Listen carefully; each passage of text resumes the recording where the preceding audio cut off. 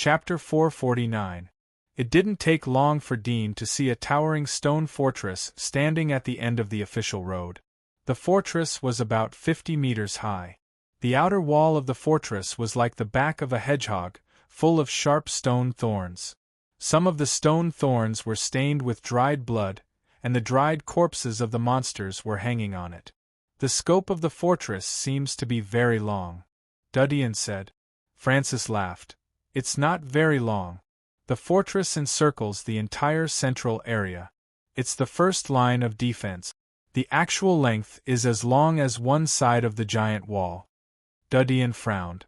There are many masters in the inner wall. Why do we need the fortress to defend against the beasts in the wilderness? Francis shrugged. It's always safer to live inside the wall than outside the wall. But the view is blocked inside the wall. How can we see the vast scenery outside the wall? Francis laughed.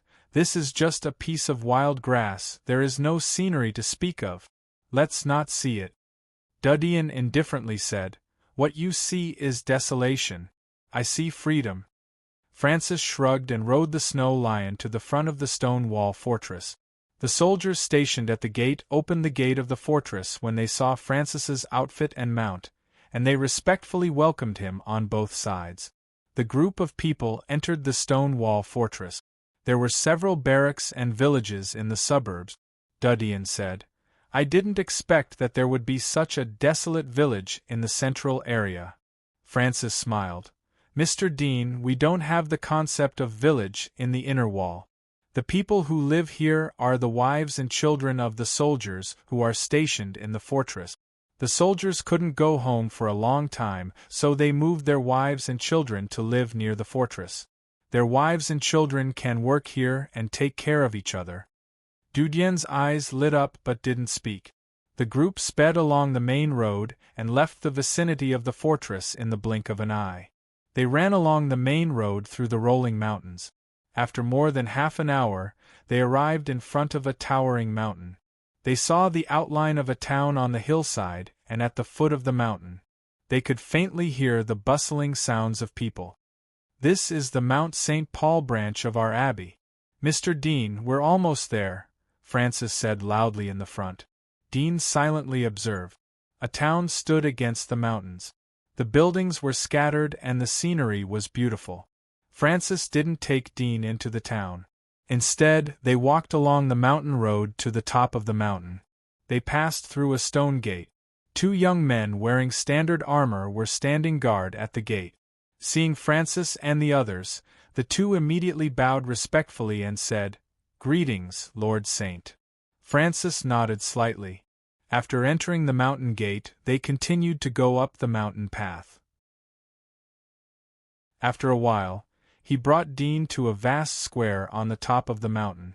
He jumped off the back of the snow lion and walked into the square. The same was true for the other 5 saints. Dean also got off the snow lion and followed behind. At the end of the snow-white square was a magnificent monastery building. The style was similar to that of a Western monastery. It was completely different from the simple and unadorned Buddhist monasteries. In front of the monastery were 2 statues of angels.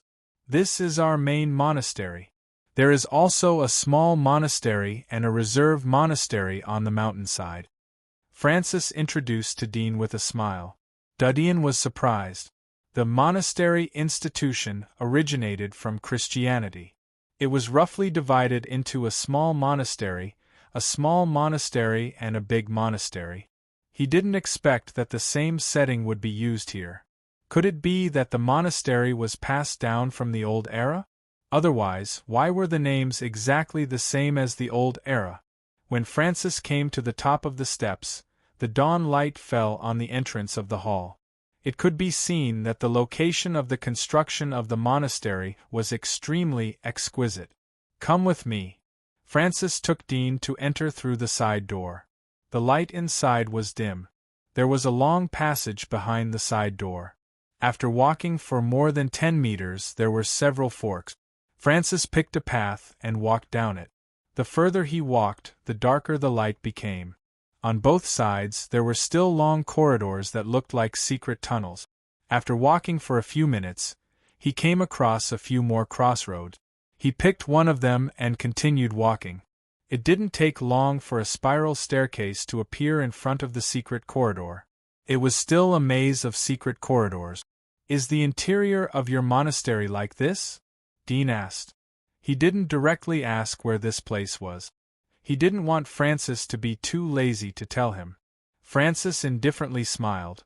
"The great monastery contains the universe. How can you imagine it? It's a blasphemy against the gods if you enter the main hall of the great monastery with your identity.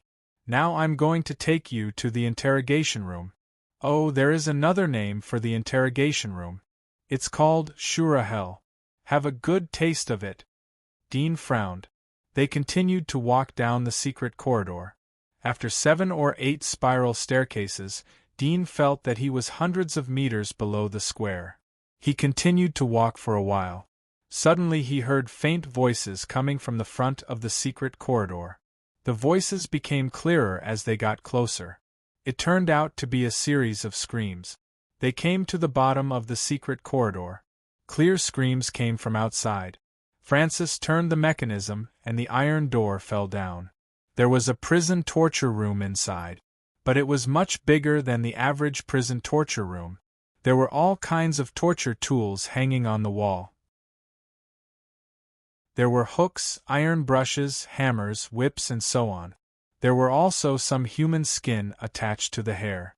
There were 7 or 8 glass jars on the counter. There were human heads, tongues, hearts, and other organs soaked in them. Anyone who came to such a place would be scared to the point that their legs would go soft. The surrounding furnishings and the sputtering blood on the wall would remind people of the atrocities that had happened here. Dean frowned as he looked at the room.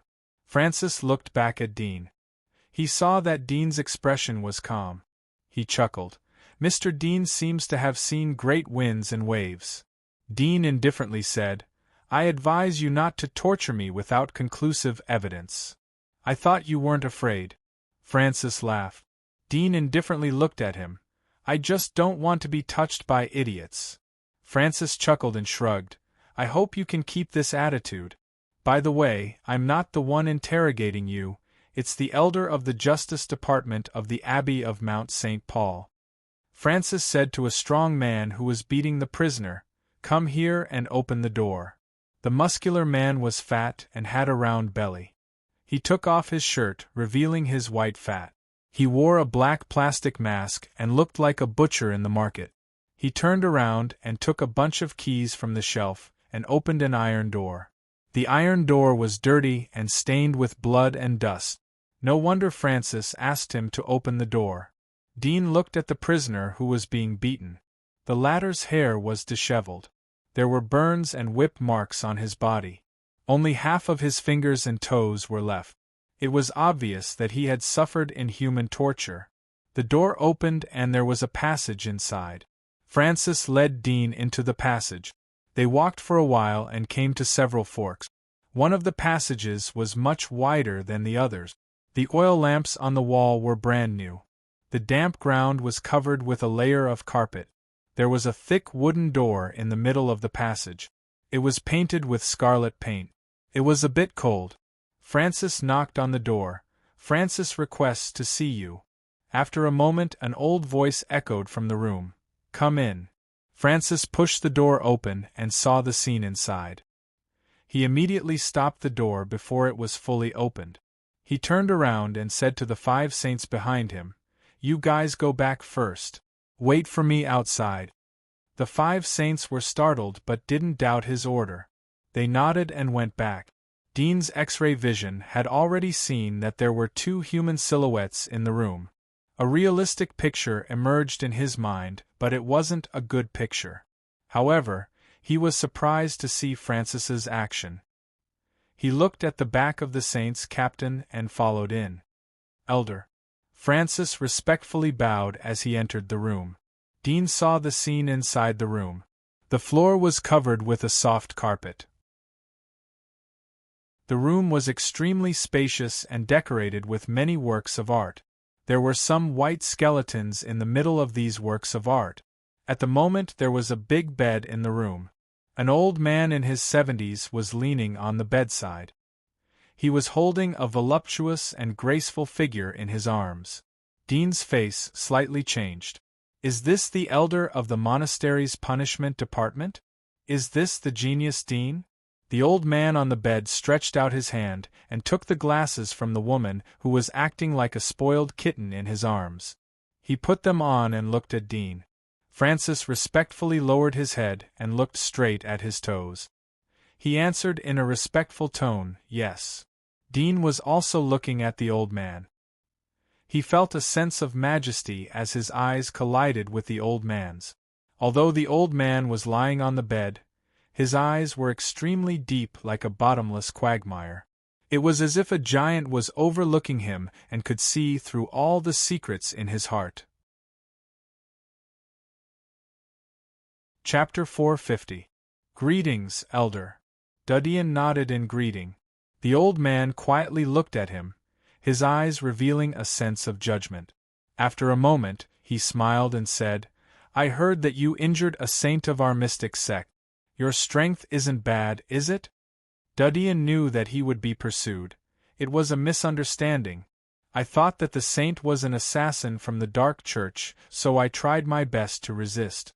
I didn't expect to injure him. I didn't think that he was a saint of the monastery. I hope you can forgive me. Forgive me isn't enough to show sincerity, the old man whispered. Dudian wrinkled his brows. Elder, please instruct me. He bowed. The old man smiled. Mr. Dean should have seen the situation outside when you came here, right? Dudian replied, yes. The old man looked at Dean's expression.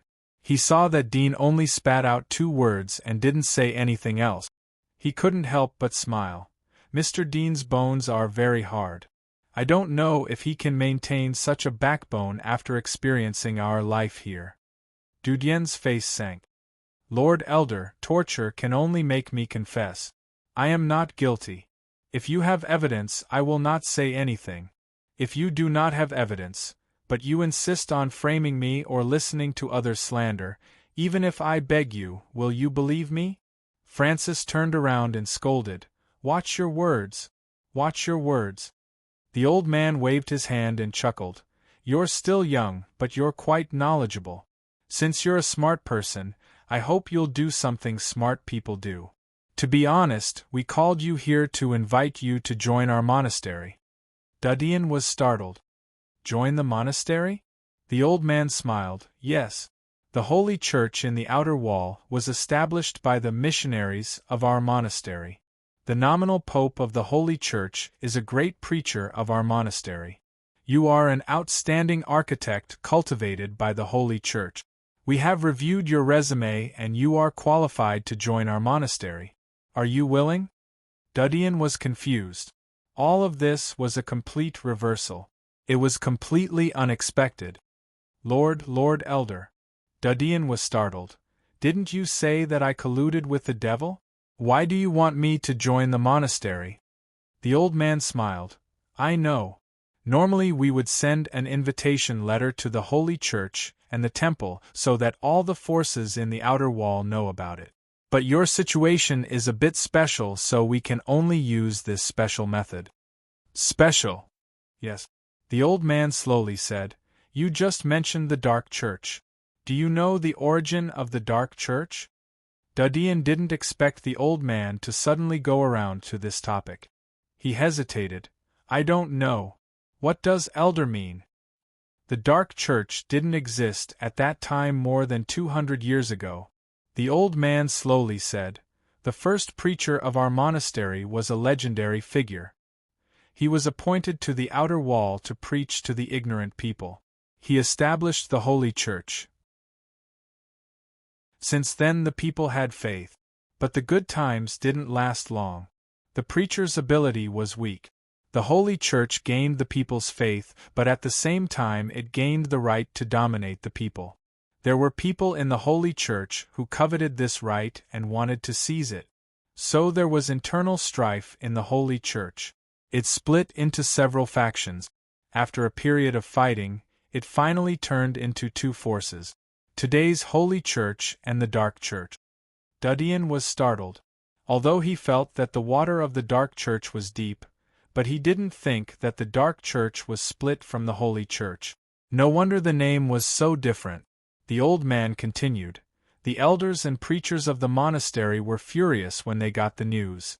So they sent the saints to the outer wall to help the Holy Church to destroy the Dark Church. However, this matter was later learned by Aristotle too. He ordered to preserve the Dark Church and transform it into a branch of the Holy Church of Light. Dudian was shocked. The Dark Church is a branch of the Holy Church? Yes. The old man nodded. It is still the same. You should know that there must be darkness in the world if there is light. People won't know how to cherish the light if there is no darkness. Dudian was speechless. The old man looked at him. If you join the monastery, then you will become one of the deacons of the Dark Parliament. Your first appointment will be to go to the outer wall as an elder of the Dark Church. You will maintain the order of the Dark Church. At the same time, you will cooperate with the Pope to eradicate some uncontrolled extremists. Dudian felt like he was in a dream. It was too dramatic. He had come to the inner wall with the intention of cutting off all means of retreat. But he didn't expect that there would be light at the end of the tunnel. Although according to the elder's words it could only be regarded as light at the end of the tunnel. In this short moment of absent-mindedness, many mysteries hidden in the bottom of his heart were suddenly explained. No wonder, when he sneaked into the small town of the Dark Church where Nightingale was, the small town was full of people of the Dark Church, but the Light Church didn't come to encircle him. The forces of the Holy Church were spread in all directions. The whole town was a branch of the Dark Church. It was impossible that no one would go and inform on them. He had heard from Nightingale that there were nobles in the town. But now it was obvious that the real big shot behind the town was the Holy Church. It was no wonder that the Dark Church didn't exist in the 5 major forces of the inner wall. Even the ordinary people in the outer wall knew about the horror of the Dark Church. After all, the Dark Church was able to survive for many years under the siege of the Holy Church, especially the alchemists and potion masters of the Dark Church. But Gwyneth was a disciplinary elder, so it was impossible for her to not know about the Dark Church's influence in the inner wall. If you want me to join, you just need to tell me. Why do you have to arrest me in the name of colluding with the devil? If I desperately resist, isn't it? Dean looked at him bitterly. The old man faintly smiled. You won't have room to resist in front of us. Dudien's mouth slightly twitched, but he was silent. At the same time, he was secretly relieved. It seemed that his life wasn't in danger. Although he was shocked by the inside of the monastery, but at least he got a chance to develop. Sooner or later he would be able to dominate his own life. Chapter 451. Moreover, it will be convenient for you to be arrested for colluding with the devil in the future. The old man slowly said. You will completely lose your identity once you become an elder of the Dark Church. You will have to live in the underground world. There are only 2 outcomes if your identity is exposed. First, you will be transferred to the inner wall and the monastery will give you another job. Second, you will be handed over to the Holy Church and they will punish you with capital punishment. At present, there are no vacant positions in the monastery. So if you are exposed, then there is only the second option for you. Dean felt a chill in his heart as he looked at the faint smile on the old man's face. He realized that he had no choice and was powerless to resist. The monastery had labeled him as colluding with the devil. If he didn't agree to join the monastery and serve as an elder of the Dark Church, then he would most likely be obliterated. If he agreed, then he would really become a member of the Dark Church. Even if he didn't hesitate to use his life to expose the sinister intentions of the monastery and the dirty side of the Holy Church. But the Dark Church would think that they were deliberately slandering the monastery and the Holy Church. In addition, once he agreed, he would be considered to have entered the system and would be at the mercy of others. Once he lost his value, He would most likely be arrested by the Radiant Church in the blink of an eye and be publicly executed, thus embellishing the sanctity of the Radiant Church. Dean took a deep breath. What if I don't agree? The old man narrowed his eyes and said with a faint smile, If you don't agree, this is your home. Dudian smiled. So, I have no choice. Are you deliberately testing me? The old man smiled. Our punishment is enough to make the dead speak. I don't need to talk to you. Dean knew that the old man wasn't joking, but he still had to ask. The first reason was to be cautious. The second reason was that he couldn't show that he was thinking too deeply. Sometimes pretending to be simple was a kind of self-protection. He asked, Elder, why did you choose me to do such a thing? There are so many masters in the shrine. If I'm not up to the task and you keep me here, wouldn't you be letting the shrine lose a master with great potential? The old man laughed. You really don't know how to be modest. Dean's face reddened, revealing a bashful look. The old man took a deep look at him, as if he could see the depths of his heart. He smiled and said, Most of the time, the answer is hidden in the question. The reason why we chose you is very simple. Although there are many masters in the Divine Hall, they are old and have been influenced by the Holy Church for too long. I'm afraid that they will not be able to accept the truth for a while. Even if they accept under intimidation, but they are too old. It won't be easy to adapt to the sudden change of identity. But you are different. You are still young, and we have seen in your resume that you had a secret relationship with a noble lady. But the adults interfered and you were imprisoned. You relied on your own hands to escape from the most secure prison in the outer wall. This kind of technical work can reflect a person's ability in all aspects. Whether it is camouflage, observation, or forbearance, you are the best choice. Moreover, before you were 8 years old, you were in the slums, in the orphanage. Although you only stayed in the orphanage for a few months and your resume can't be found, but most of the time you were abandoned by the poor. Therefore, you are born with hostility. This isn't something that the Holy Church can change overnight. For a person like you who doesn't believe in God, becoming an elder of the Dark Church is the most suitable candidate. I suspect that you would have entered the Dark Church if you had any other choice. After all, that is the most suitable place for you. Dean's face slightly changed. He clenched his fists as cold sweat overflowed. But he was relieved. Indeed, it was very easy for the monastery to find out his resume. They could easily figure out a person's mind from his growth experience. He felt that some aspects of his actions were inappropriate. Although he didn't believe in God, but he didn't pretend to believe in God. He did not actively participate in some of the public welfare activities of the Holy Church. Although he had the merit of repelling the barbarians, it was easy to see the interests behind this matter when looking at it from a higher perspective. And the beneficiary of this interest was himself. Although the merit of repelling the barbarians could confuse the ordinary people, but it was difficult to confuse the big shots who lived in the inner wall. The old man saw that Dean was silent, so he smiled. Mr. Dean, you have said so much. It's time to announce your answer. Dean looked at him and sighed. It seems that I have no choice. Since you have agreed, then I hope that you can fulfill your duties. Don't let us down. The old man smiled. Dean nodded. I will try my best to adapt. But what do I need to do as an elder of the Dark Church? Do I need to hand over the intelligence of the extremists of the Dark Church to the Holy Church? The old man smiled and said, This is only one of them. Moreover, there is no need for you to personally do this kind of thing. You only need to manage the things that are within your authority and kick out those who do not follow the rules. Dudian asked. In addition to me, were the other elders appointed by you? Some are and some are not. The old man whispered. You have no right to know the identity of other people. You just have to do your own things. But I advise you to keep your identity a secret. Some of the elders are the real elders of the Dark Church.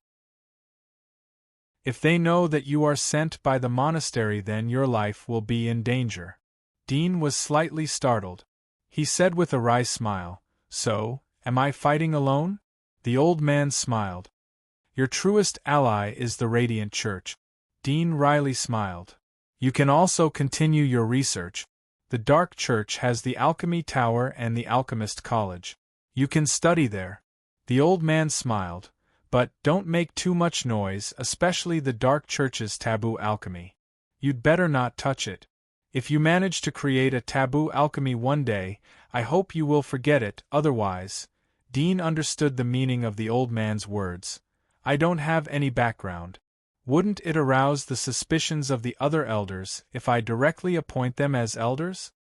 The old man indifferently said, "Don't worry, every elder is directly appointed by the Pope of the Dark Church. No one knows the identity of the other elders. Everyone will have a new identity after becoming an elder. Unless they take the initiative to expose their identity, no one else will know. This is the rule, and it is also convenient for the monastery to handle matters." Dean was relieved. "Isn't the identity of all the elders clear to the Pope?" "Yes." "Then why not get rid of the other elders and arrange them as our own people?" The old man indifferently smiled. "You think too simply. Every elder is involved with alchemist families and other forces.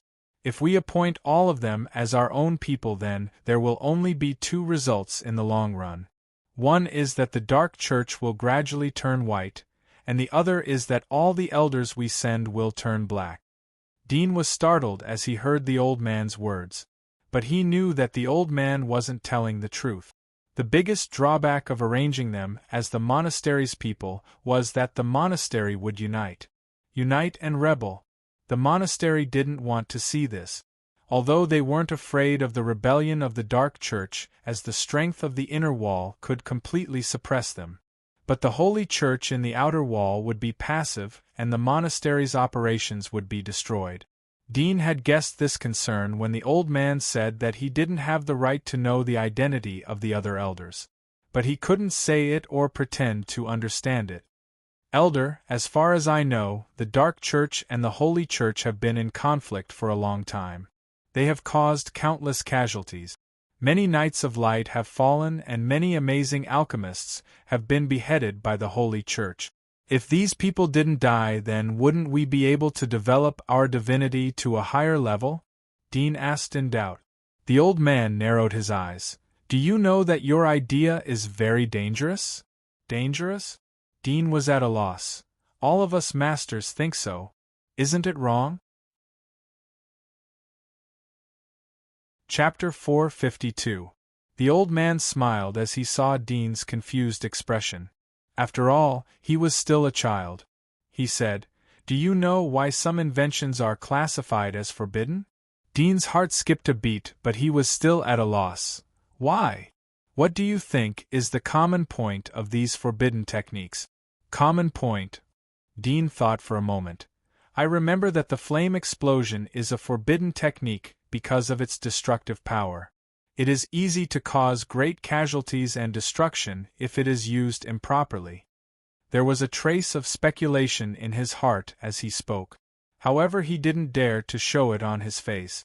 The old man faintly smiled. "Yes, the destructive power is the main reason why it is a forbidden technique. If the destructive power is too strong, then it could be used by people with bad intentions. It would be a great harm to the nobles and the inner wall. That's why it has to be banned. As for your steam gun, the wise men of the monastery have studied it. It's even more terrifying than the flame blast magic. Even if it's held by a child, it can easily kill a noble in the dark. How could the nobles allow such a weapon to run rampant in the outside world and spread around?" Dean was silent. When he made the steam gun, he had already anticipated this possibility. After all, in the Middle Ages of the Old Era, the Western Middle Ages were destroyed by gunpowder. When gunpowder appeared, the knight's sword lost its effect and couldn't protect the authority of the nobles. But in here, the gunpowder was suppressed by the inner wall. Now, his steam rifle was also suppressed. Although he knew the result, he still took the risk to make the steam rifle. The main reason was that he wanted to take this opportunity to destroy the Melon Consortium in one fell swoop. Otherwise, it would take a long time for him to bring down the Melon Consortium. So this was a bet. The reason why he dared to bet that his steam rifle would at most be classified as a forbidden technique and would not threaten his life was because he knew that the Inferno family of the Dark Church had produced gunpowder. It could be seen that although the divine technique was banned, but the user wouldn't suffer much harm. The wisdom and life of us humans are bestowed by the God of Light, the old man slowly said, but if we don't restrain our wisdom, sooner or later it will lead to a disaster. The destructive power of your steam rifle is too great. When you become a member of the Dark Church in the future, your steam rifle will become an evil technique of the Dark Church. You are forbidden to study it. However, as the founder of the air element, you can continue to study, but you can't publish it. Just like the Inferno family of the Dark Church, any research related to the air element must go through an audit before it can be published.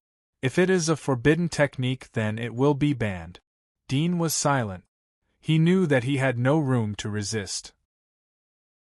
However, the old man's words made him have a strange idea. Since the research was classified as a forbidden technique and couldn't be made public, then why was he allowed to research it? Was it because he was afraid that he had nothing better to do, so he gave him some freedom? Or would these forbidden arts be like the divine cannons of the military, ready to be pulled out when necessary? If that was the case, then when was the necessary moment? Was there a stronger enemy in the inner wall? Or was there a bigger threat? The old man looked at Dudien, who was silent. He didn't think that Dudien's imagination would run wild because of his words. He knew that Dudien was young and arrogant. Dudien was not convinced but didn't dare to speak out. The old man smiled. From now on you are an elder of the Dark Church. I hope that you can handle the matters of the Dark Church on behalf of the monastery. If you see something that you don't adapt to, then it is best to adapt on your own. Otherwise no one will be able to save your life. Speaking of this, he paused for a moment before continuing with a smile.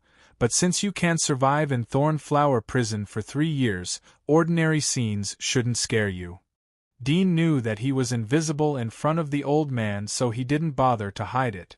Francis, take him to go through the formalities, the old man ordered. Francis respectfully nodded. Yes, Elder. He turned to Dean. Mr. Dean, let's go. Dean looked at Francis and the old man. Elder, I have never been to the inner wall. Can I go around and go back? The old man's eyebrows slightly raised. No problem. It's not convenient to send you back during the day. Francis, take Deacon Dean around during the day. Remember not to delay the evening schedule. Francis respectfully replied, Yes. Just one day? Dean was a bit regretful, but he didn't have the right to speak, so it was useless to say more. He followed Francis out of the room. After the door closed, the old man and the woman listened to the footsteps outside gradually fade away. After a while, the voluptuous woman in the old man's arms gently smiled. Her fingers lightly played on the old man's chest as if she was playing a piano. She said, This little guy is quite interesting. The old man was surprised. What? Are you interested in him? The smell of his body is very delicious. The woman slightly licked her lips. The old man's eyes lit up. It's really rare for him to reach the saint level at such a young age in the barren outer wall. God's blessings are a huge amount. If you want to make a breakthrough from senior hunter, then you need a lot of magic marks. Moreover, there are requirements for the quality of the magic marks. The most important thing is that the blessings that the Monster Research Institute provides to the outer wall have no effect on enhancing the physique of a senior hunter. This little guy is hiding a lot. The woman gently moved closer to his face and said in an ambiguous tone, Do you want me to empty him? You little demoness, he can't take it. The old man smiled. Moreover, he is now the deacon of the monastery. He has to supervise the Dark Church and the Holy Church. It's good that he has some ability. Otherwise, we will have to look for candidates. Those stubborn old men can't do these things. Do you think I'm a deacon of the monastery? Is my position higher or lower than yours? Dudian casually asked Francis as they walked through the passage. Francis smiled. Why? The formalities haven't been done yet and you want to control me? Chapter 453. Francis shrugged his shoulders and said, You can think of it that way. But you don't have the right to beat me up. We saints are a different system. We only follow the orders of the elders and the holy saint. Although you are a deacon of the monastery, you belong to the supervision department of the monastery. Your identity and mission cannot be exposed, and you don't have any real power. If you want to beat me, then you have to climb to the position of an elder or ask the elder to give you the authorization to command me. Dudian was surprised. Is the information blockade really in place? If another saint captain were to expose my identity, it would be a huge blow to the loyal saints of the mystic sect, wouldn't it? Francis laughed. I don't know about the blow, but I know that you will be in danger once someone exposes you. Dean narrowed his eyes and shrugged. Do you mean that I have to beg you to keep it a secret for me? I don't believe that you will be exempted from the responsibility if my identity is exposed. Francis laughed and said, All right, we're even. Dudian didn't continue the topic. Will there be anyone to pick me up when I descend to the dark church in the outer wall? Naturally, I will arrange it for you, Francis said as he walked. The torture room is in front of us. The first procedure is to brand you. I will take care of the rest for you. Brand? Dudien's eyebrows twitched. At this time, they came to a spacious torture room. There were many instruments on the wall and blood spattered on the wall. Greetings, Saint. Two young jailers who were on duty at the door said in a respectful manner. Francis nodded slightly. He took out a key from the wall and opened the heavy iron door. The light inside was dim. He pushed open the door and said to Dudian, Please. Dean glanced at the interior of the building and then went in. This is a special place for criminals to be branded. However, the branding of criminals is just a cover. At the same time, it's also for people with special identities like you. Francis turned around and closed the door. Ordinary people can't come in here. But after you get out, you better keep a low profile. I will tell the others that your investigation is over, and you are temporarily cleared of suspicion. Dean didn't answer. He looked around. It was a dark corridor with tools of various shapes hanging on both sides. Francis said, The first point of joining the Dark Church is to be branded with the badge of the Dark Church. You pick a pattern. Dean silently looked around. He knew what Francis was talking about. He had used the ink to disguise the dark mark. But now he would be branded with the real mark. It meant that the monastery and the Holy Church could easily push him out and burn him to death if he made any wrong move. The weak cannot help themselves. Dean looked at it and pointed to a tool. This one. Francis took it off and asked, Where is the tattoo? My back. Dean thought for a moment. He had used the ink to engrave on his chest because it could be washed off. But now the tattoo couldn't be washed off. He had to choose a hidden position. He had read from Roseyard's alchemy notes that some people engraved their dark mark on their armpits, buttocks, or even on the soles of their feet. In short, the more hidden the better. This way it wouldn't be easy for the Holy Church to detect it. However, he was appointed as an elder so he could talk with the Pope of Light. Unless the Pope of Light wanted to deal with him, the Holy Church wouldn't be able to find him. In that case, no matter how hidden the position was, he would eventually be found. Francis nodded and said, All right, you can take off your clothes. Dean put the bundle in his hand aside and took off his coat. His young body was full of intricate scars like crisscrossed lines. Francis's pupils shrank but soon recovered. He understood why Dean's face didn't change when he saw the brutal torture room. Even Francis, who had mastered tyrannical power when he was promoted to a saint, was scared to see such a scene for the first time. Looks like you've been through a lot, Francis said in a low voice. Dean replied, Not enough. At the same time, he was thinking in his heart, if he had suffered enough, he wouldn't be here today to be manipulated by you. Francis naturally didn't know what Dean was thinking. He would wait until Dean was ready to brand him. Half an hour later, Francis handed a glass mirror to Dean. Look at it yourself. Dean felt the burning pain on his back, but his face remained calm. In fact, he saw the whole process of Francis branding him, including the dark mark of the inverted cross on his back. But he still reached out to take the mirror, turned his head and pretended to look at it. Good craftsmanship. Hearing Dean's calm evaluation, Francis looked at him with interest. There was a little surprise in his heart. It was the first time for him to see such a precocious person. But seeing the scars on Dean's body, he knew that Dean was a patient teenager. He said, It's not bad.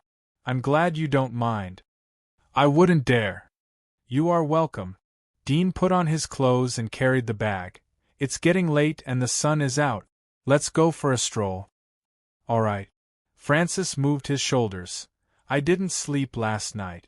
I'm quite tired. Thank you. I don't dare to disobey the elder's instructions. Let's go. Both of them left the dark monastery's underground torture chamber and returned to the square.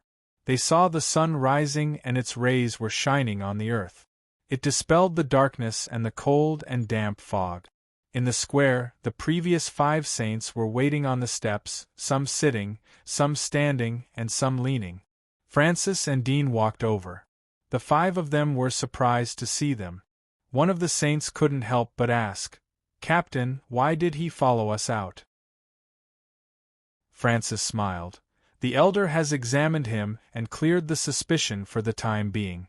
He asked me to send him back tonight. Now I'll take him down the mountain. You should be tired, so go back and rest. Cleared the suspicion? The saint who asked the question was stunned. Boring. It's a waste of time. Finally I can go back and feed breakfast to my kitten. You guys chat. I'll withdraw first. One of the women in the team smiled and left. Another person beside him said, I'll send you off. With that said, he followed behind. The other 3 laughed and said goodbye to Francis. Then they left together. Chapter 454. Francis and Dean went down the mountain after the warning was finished. This is the St. Paul Mountain area. It's a bustling area of the inner wall. It's the sphere of influence of our monastery. Let's stroll around in the St. Paul Mountain area. This place is enough for us to play for a day. Francis said. Dean asked, Are there any other areas besides here? Francis smiled. You can buy a map of the inner wall if you want to know more about it. I won't tell you in detail. Dean didn't ask any more questions.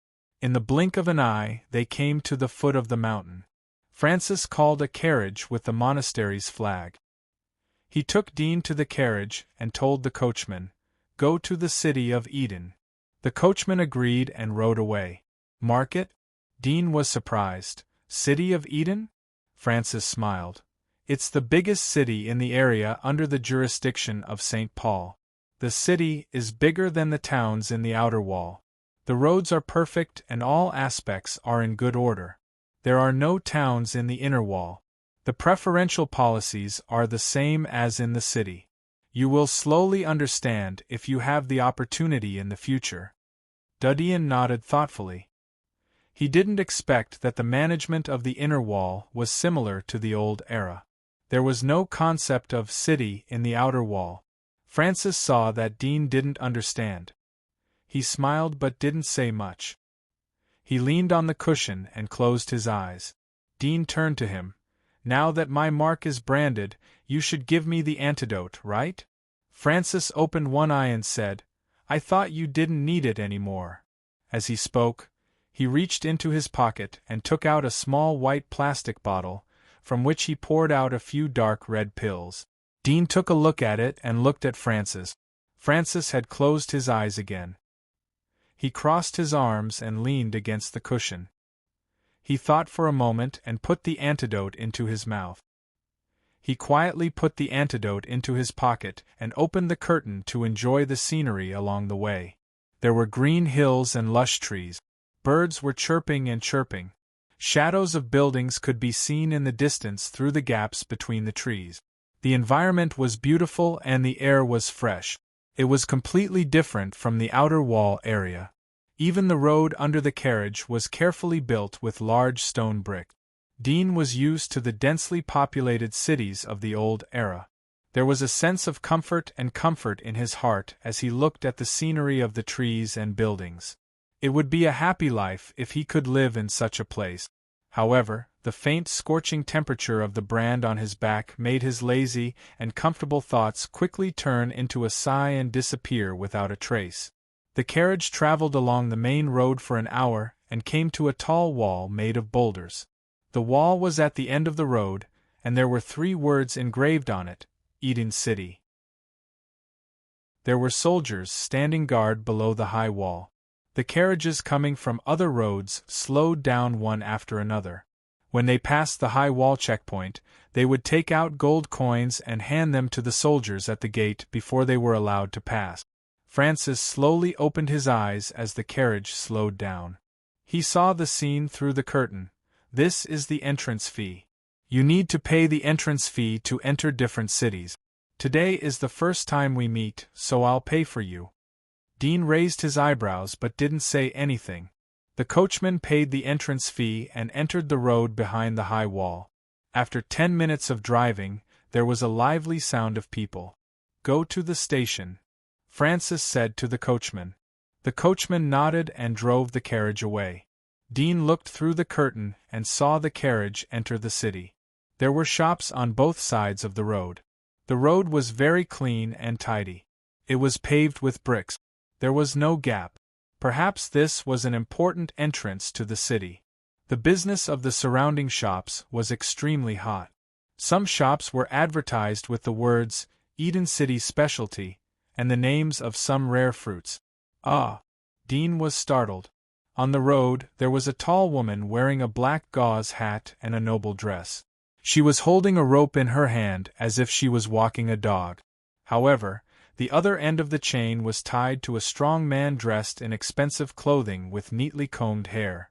At this moment, he was lying on the ground like a dog, walking on all fours and breathing with his tongue out, imitating a dog to perfection. Dean was stunned for a moment. The carriage passed by the man, but soon he saw other people dressed like nobles. They were also holding a man or a woman's chain. The scene made him a little dazed. There are many kinds of slaves. Some are maids, some are kitchen slaves, and some are dog slaves. Don't underestimate these dog slaves. Most of them have taken the blessing potion and are very strong. Right, I'll take you to see the beast slave market. Aristocrats often compete with their own dog slaves. It's very interesting. Francis noticed Dudien's expression and looked at the direction of Dudien's eyes. He indifferently smiled. These people are the children of aristocratic families. They are leading their own slaves. There are many kinds of slaves. Some are maids, some are kitchen slaves. But they are leading dog slaves. Don't underestimate these dog slaves. Dean was startled. Slaves? Shouldn't be used like this? At least they shouldn't be humiliated like this. Isn't it a violation of the etiquette of the aristocracy? Francis looked at him strangely. He patted his head. I forgot that your outer wall isn't like this. Well, how do I say it? Slaves don't have human rights. In your outer wall, slaves only need to do some hard work. But that's the concept created by the Holy Church.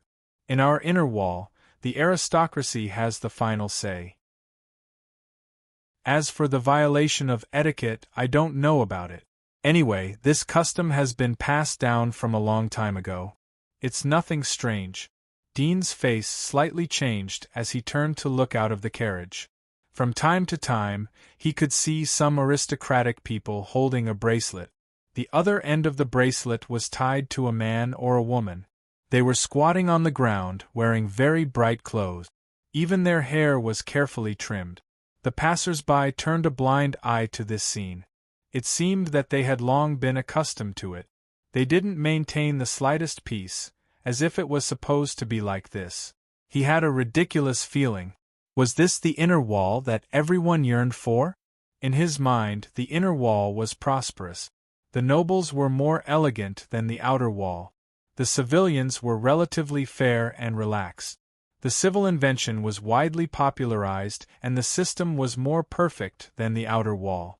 But after coming here, he felt that there was a great difference from what he had imagined. Most of the soil outside was barren. Secondly, the population was only half of the outer wall. The scene in front of him was even more incredible. In his opinion, even if they were to treat slaves, they should at least cover it up. After all, such behavior was too brainless. However, according to Francis, the people here obviously didn't have the concept of human rights. Perhaps there was, but the object was not on the slaves. Dean realized that all nobles and civilians yearned for the inner wall. It wasn't a paradise but a hell. At least it was a hell for the weak. The carriage stopped in front of the station. Francis got off and looked at Dean. "I'll take you around. You can buy anything you like, but you have to pay for it. I know you have money, so I'll send you to the outer wall. I'll pay for it first."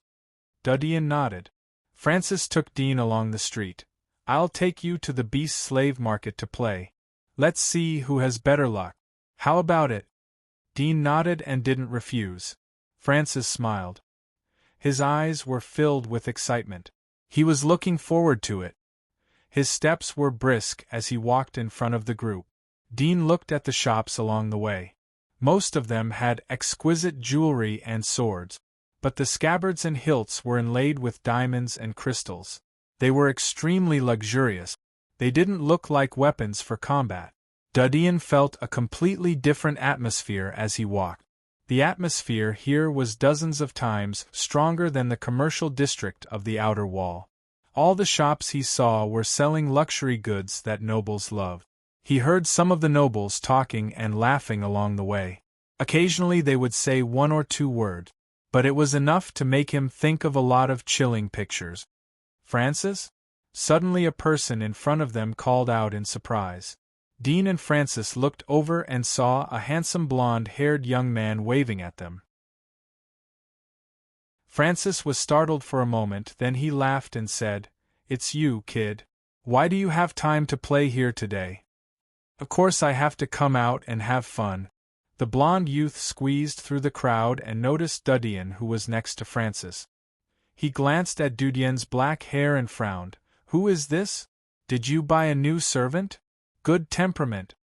Francis laughed. "Don't talk nonsense. He has just been promoted from the outer wall. He is a deacon of the supervision department. Mr. Dean. I brought him for a stroll." "Outer wall?" The blonde youth was surprised as he looked up and down at Dudian. He looked at Francis. "Let's not talk about this. There will be a show in Red Square today.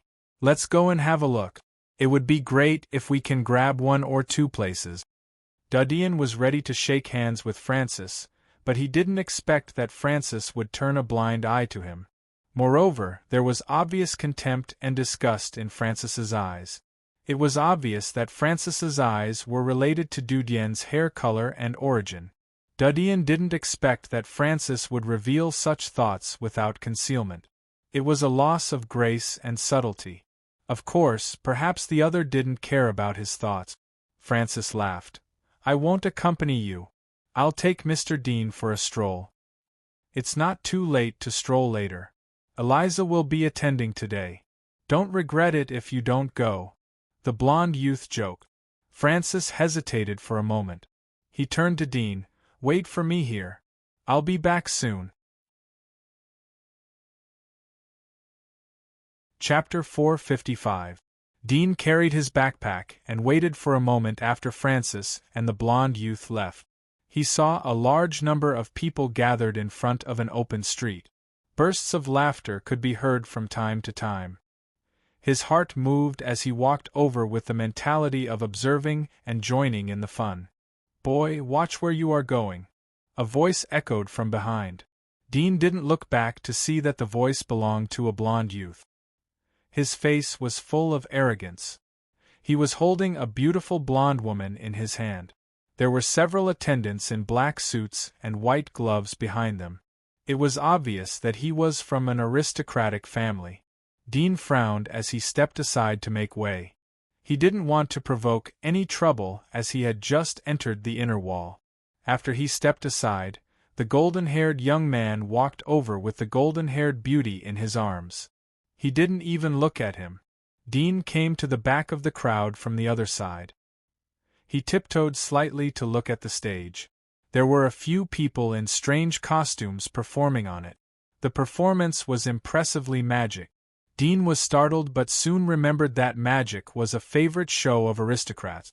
No wonder it attracted so many people to watch. If there is a magician in this world who disguises as a magician, then they can easily become a master magician and win numerous awards. Dean smiled. "Hey!" A voice echoed from the crowd. It was the blonde youth who had asked Dudian to make way. He didn't know when he appeared in front of the crowd. He looked at the magician who was performing on the stage. "It's boring to transform into a bird or a flower. Let's see how you cut a living person."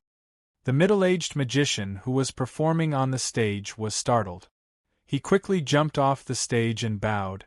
"Young master, we are just a small magic troupe. We didn't prepare a big sawing performance today, so we didn't bring enough props." The blonde youth didn't expect that his wish would be rejected. He raised his foot and kicked the middle-aged magician's chest. At the same time, he took out a stack of gold notes and threw them out. The gold notes scattered in the air like snowflakes, covering the middle-aged magician's body. The blonde youth said coldly, "I will only say it once. I want to see it. Immediately act for me, understand?" The few people who were preparing the props on the stage jumped down in fright. They supported the middle-aged magician and kept apologizing to the golden-haired youth. Dean frowned as he looked at the scene. He didn't expect the blonde youth to be so overbearing. Such a thing rarely happened in the outer wall. Most of the nobles in the outer wall loved their face, so they wouldn't do such a shameful thing. However, he knew that he wasn't a hero, so he naturally wouldn't stand up for this kind of thing. He could only silently observe this scene. "I've already paid up. Hurry up and perform." Perform, we want to see the big saws on a living person. Hurry up." The surrounding crowd cheered, urging the middle-aged magician and the others. When the middle-aged magician and the others saw the excited crowd, their faces darkened. As a magician, how could they perform a sawing on a living person without props? This was completely unreasonable. However, when they saw the golden-haired young man's luxurious clothes and the attendants behind him, they knew that if they didn't perform today, it would be difficult for them to let this matter rest. "All right, we will perform." The middle-aged magician climbed up from the ground and came in front of the golden-haired youth. "We will prepare immediately. Please be patient and wait for a moment. I'll send someone to bring the props." The golden-haired youth looked impatient. "Are you deaf or are you out of your mind? I want to see it now. Do you want me to wait? Do you want to die or become a dog slave?" It seems quite interesting to have a dog slave who can perform magic. "Aina, do you want it?" As he said that, he tilted his head and looked at the blonde woman in his arms dotingly, his eyes filled with gentleness. "Elder, you can't do this." The middle-aged magician's face changed as he said. The blonde woman looked at him and shook her head. "I don't want such an old one. My sisters will laugh at me." The youth nodded. "That's true. I'll find a young one for you next time." "All right." The golden-haired youth turned to the middle-aged magician. "Why are you still standing here?" The middle-aged magician breathed a sigh of relief and forced a smile. He turned around and called several assistants to return to the stage. He frowned and looked worried. Such a dangerous magic trick was easy to make mistakes even with props, let alone without prop. "Leader, what should we do? We don't even have a saw here. How are we going to cut a living person?" "Yes, what should we do?" The assistants looked at the middle-aged magician anxiously, but they had no idea what to do. The middle-aged magician's face was gloomy. After climbing to the stage, his eyes flashed. "I have an idea," he whispered. "Do you remember?" The assistants were stunned when they heard this, but they all heaved a sigh of relief. "Leader is smart. This is a good idea. Let's do it. I'll prepare it immediately." "Leader, isn't this too?" The middle-aged magician interrupted the last person's words. "You don't want to work anymore? Do you want to do it yourself?" The youth who spoke shrunk his neck and didn't say anything. "Everyone, we're going to cut a living person." The middle-aged magician stood on the platform and spoke to the crowd in a clear voice. At the same time, a few assistants moved the props onto the platform. It was a huge wooden box. "Next, we'll select a person from the crowd to participate in the performance. It will show that we didn't do anything." The middle-aged magician smiled and looked at the crowd that was stirred up by his words. He immediately said, "Everyone, please rest assured that this performance is not dangerous. Next, I will choose a person at random. This is a random selection. It will not be a fake." The middle-aged magician picked up a commonly used prop. He looked at the crowd and threw it towards the back. Dean noticed that the other person's eyes were locked on him. He immediately moved to the side and pulled the person next to him. Whoosh! The random selection prop was a lead-bottomed cloth ball. It seemed to float lightly, but it fell just in time to the position where Dean was standing. It was caught by the person who was dragged by Dean. He must have practiced for a long time to throw it. The person holding the soft ball looked at the ball in his hand. He threw it to the ground and shouted at the middle-aged magician, "Do you want to die? How did you throw it?" The middle-aged magician saw the blonde hair and couldn't help but feel embarrassed and annoyed. He quickly found Dean and pointed at him. "Little brother, can you come up and cooperate with me?" Dean just wanted to avoid this matter, but unexpectedly this person directly pointed at his head. He couldn't help but be startled, and his face suddenly became gloomy. "Didn't we agree to randomly select? What are you pointing at?" The middle-aged magician was infuriated and said with a sullen face, "You're the one who was chosen. Do you want to make everyone unhappy? I just asked you to come up and cooperate. It's your fortune to be able to perform for this young master. How dare you refuse?" Dean was so angry that he wanted to laugh. He understood that the middle-aged magician didn't prepare any props. He knew that the process would be dangerous, so he didn't choose the members of his group. Instead, he chose from the crowd. Dean had black hair. The phenomenon of using hair color to determine identity existed in the outer wall. It was even more serious here. Therefore he was treated as a soft persimmon by the middle-aged magician. "Boy, go. You are the one who pulled me. If you don't go, then you will be in for a good time," the blond middle-aged man who threw the ball said in a harsh tone. "Yes, go. Whose family's slave is this? They don't even care about it. How impolite of you to make so many people wait. How insensible," the crowd around him urged. Dean's face was gloomy as he looked at the middle-aged magician. "We need props to perform magic. You didn't prepare any props. What if there is a life danger?" The middle-aged magician didn't expect to be questioned by Dean. "We are professionals, so there won't be any danger. I said that we don't have props, but it's just a joke to increase the atmosphere. Moreover, with our skills we can perform even without prop. You don't have to worry about it." Dean found it funny. He had a little sympathy for this person, but now he had the heart to kill him. "Your technology? If you really have the skills, then show us how to make a person out of thin air. Why do you need my help? I told you to go, so go. Why are you being so long-winded?" Someone beside him said impatiently, "Long-winded? Why do you have so much nonsense to say?" "That's right, whose house is this?" Middle-aged magician looked at Dean. "Don't let everyone wait. Hurry up." Dean looked at the people who were talking next to him. All of them had blonde hair. Only one of them had brown hair, but he was wearing an expensive pocket watch on his chest. Obviously, he had a background. He said in a cold voice, "If you like to go, why don't you go yourself?" "Hey, how can you talk like that? How rude. If you speak like that again, do you believe that I will discipline you on behalf of your master?" The people around Dean were angry. Dean narrowed his eyes as killing intent flashed in his eyes. He had the urge to start a massacre. But after all, he wasn't in the outer wall.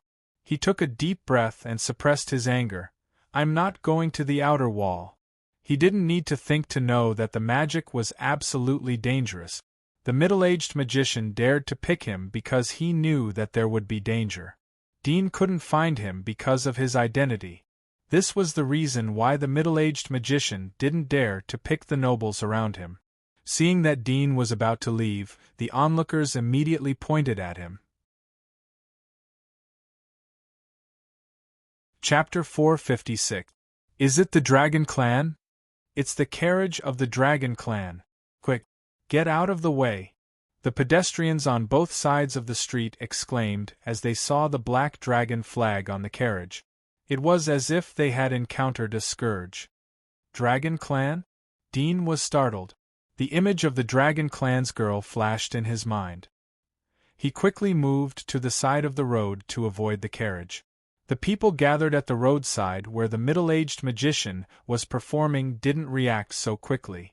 Although they saw the carriage galloping over, it was too chaotic when they dispersed, causing several people to fall to the ground and grimace in pain. Ride.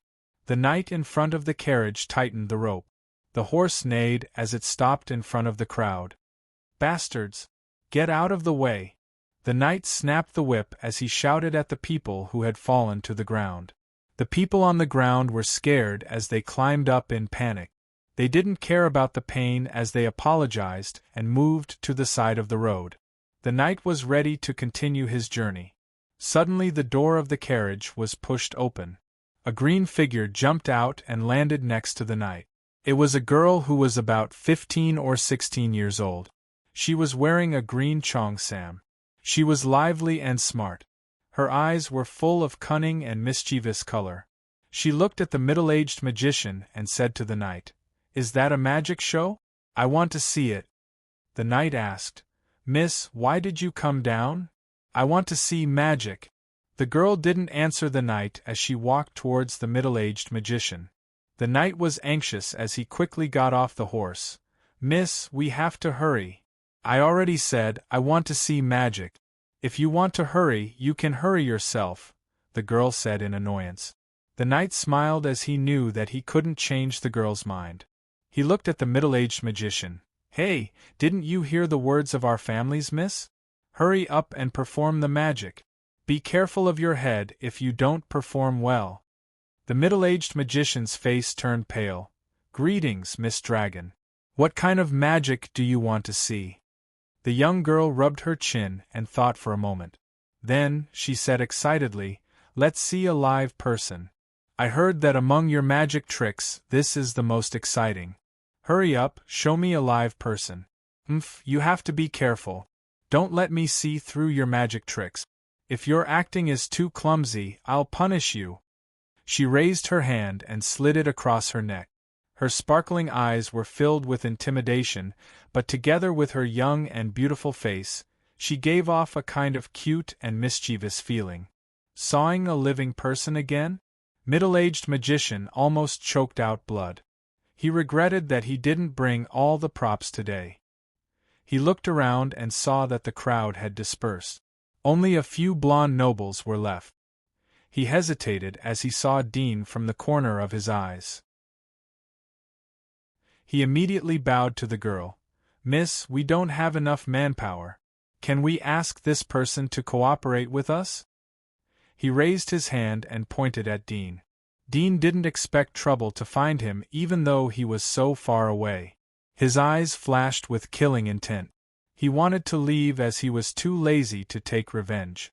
After all, he was going to leave tonight. He didn't have time to waste on these people. However, the other party had repeatedly brought trouble to him. He couldn't restrain his killing intent any longer. Whatever. I'm waiting, the girl impatiently said. The middle-aged magician was relieved as he called his assistants. Several assistants came in front of Dean. One of them said in a cold tone, "Come over, please cooperate with us." Dean narrowed his eyes as he saw the cold expression on the middle-aged magician's face. But he knew that the reason why the middle-aged magician dared to do this was because he knew that he would offend Miss Dragon if he resisted. Dean took a deep breath as he restrained his killing intent. A mere street magician wasn't worth offending a big force like the Dragon Clan. He said in a cold voice, "Get out of the way." The assistant's face changed. The one who spoke before angrily said, "You don't know what's good for you." Dean pushed the assistant's shoulder and strode towards the middle-aged magician. "Can we start?" The middle-aged magician's eyes were gloomy as he coldly snorted. Suddenly, a smile appeared on his face as he said, "Thank you for your cooperation. Please come inside." He opened the wooden box next to him. The assistants quickly returned to the stage to assist the middle-aged magician in his performance. "Next, miss, please enjoy the big saw." The middle-aged magician bowed to the young lady.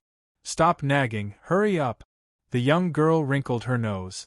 The middle-aged magician's face showed a trace of awkwardness, but he quickly covered it with a smile. He turned around and winked at his assistant. He picked up the sharp sword beside him and said, "There is no band saw today, so I will stab someone alive. Everyone, this sword is definitely a real sword, please take a look." As he said that, he slashed at the prop beside him. Instantly, the prop was cut in half. Dean's eyes flashed as he listened to the middle-aged magician fiddling and exaggerating the atmosphere inside the wooden box. He was thinking about ways to kill people. The middle-aged magician's opening was over and the official performance began. Dean looked at the actions of the middle-aged magician through thermal vision. Although he couldn't see the sword in the middle-aged magician's hand, but he could see every move of the middle-aged magician. He could easily judge the direction of the middle-aged magician's attack. Whoosh! The sharp sword pierced into the wooden box. Dean had anticipated it and easily dodged it. The middle-aged magician was relieved as he didn't feel that he had stabbed an object. It would be best if the magic was successful. Whoosh! The second sword pierced again. Dean dodged again. Then the third sword, the fourth sword. In the blink of an eye, 10 swords were inserted into the wooden box from all angles. The audience exclaimed in surprise. The people who had previously hidden to the side, because they were afraid of this young lady of the Dragon Clan, stood on the side of the road and watched from afar. Seeing this, they enthusiastically applauded and cheered. "Huh!" the young girl exclaimed in surprise, a look of surprise on her pretty face. The middle-aged magician was relieved when he saw the surprise on her face. At the same time, he felt proud as he said, "Miss, we will open the box now." He waved his hand to call his assistant. The assistants immediately stepped forward and pulled out their swords. As the swords were pulled out one by one, the assistants were all incomparably shocked. None of the swords were stained with blood. They knew that there was no mechanism in the wooden box. Soon, all the swords were pulled out, and the box was opened, revealing Dean inside. His whole body was unscathed, but his clothes were cut in a few places. As he took a step forward, the backpack on his back suddenly fell off, but it was cut, and the clothes and belongings inside suddenly fell down. Dean frowned. He bent down to pick them up. "Huh!" Suddenly, the girl in the audience exclaimed. The next moment, everyone felt a breeze pass by. The girl's figure was like a phantom as she jumped from the ground to the high platform. She said to Dean, "You, show me the thing in your hand." Dean was surprised as he saw the girl talking to him. He handed over the purple handkerchief. "This?" When the girl saw the purple handkerchief, the suspicion on her face suddenly turned into surprise. She looked up at Dean and was about to speak, but suddenly thought of something. The surprise on her face quickly disappeared, and she restored her previous smiling appearance, saying, "Nothing, I find you very pleasing to the eye." Come with me. Chapter 457. Dean still clearly remembered the little girl who took him to the Maitian orphanage in the heavy rain. She looked about the same age as him, 8 or 9 years old. She was also wearing a well-tailored and exquisite cheongsam. If he calculated her age, she should have grown into the same appearance as the girl in front of him. Moreover, he had never seen a noble wearing a unique style of cheongsam. It was incompatible with the Western-style clothes inside the giant wall. He had only seen the classic Oriental beauty on the girl in front of him and the girl in front of him. Both of them were from the Dragon clan. It was obvious that the little girl who took him to the Maitian orphanage was from the Dragon clan. Thinking of this, his heart thumped and his eyes lit up. "Do you know this?" Dean asked. He was full of expectation and even a trace of nervousness. The girl winked at Dean. "Let's get in the car first. I'll talk to you later." Dean understood that this wasn't the right place to talk. He nodded and suddenly thought of something. "Although it's presumptuous, can you do me a favor?" "What favor?"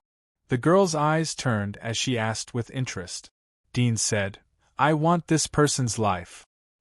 He raised his hand and pointed at the middle-aged magician. The middle-aged magician was scared when he heard Dean's words. Cold sweat oozed out of his body as his face turned pale. The young girl pouted and said, "And here I was wondering what it was. It's just a small matter. With your skills, you should be able to kill him. If you want to kill him, then kill him.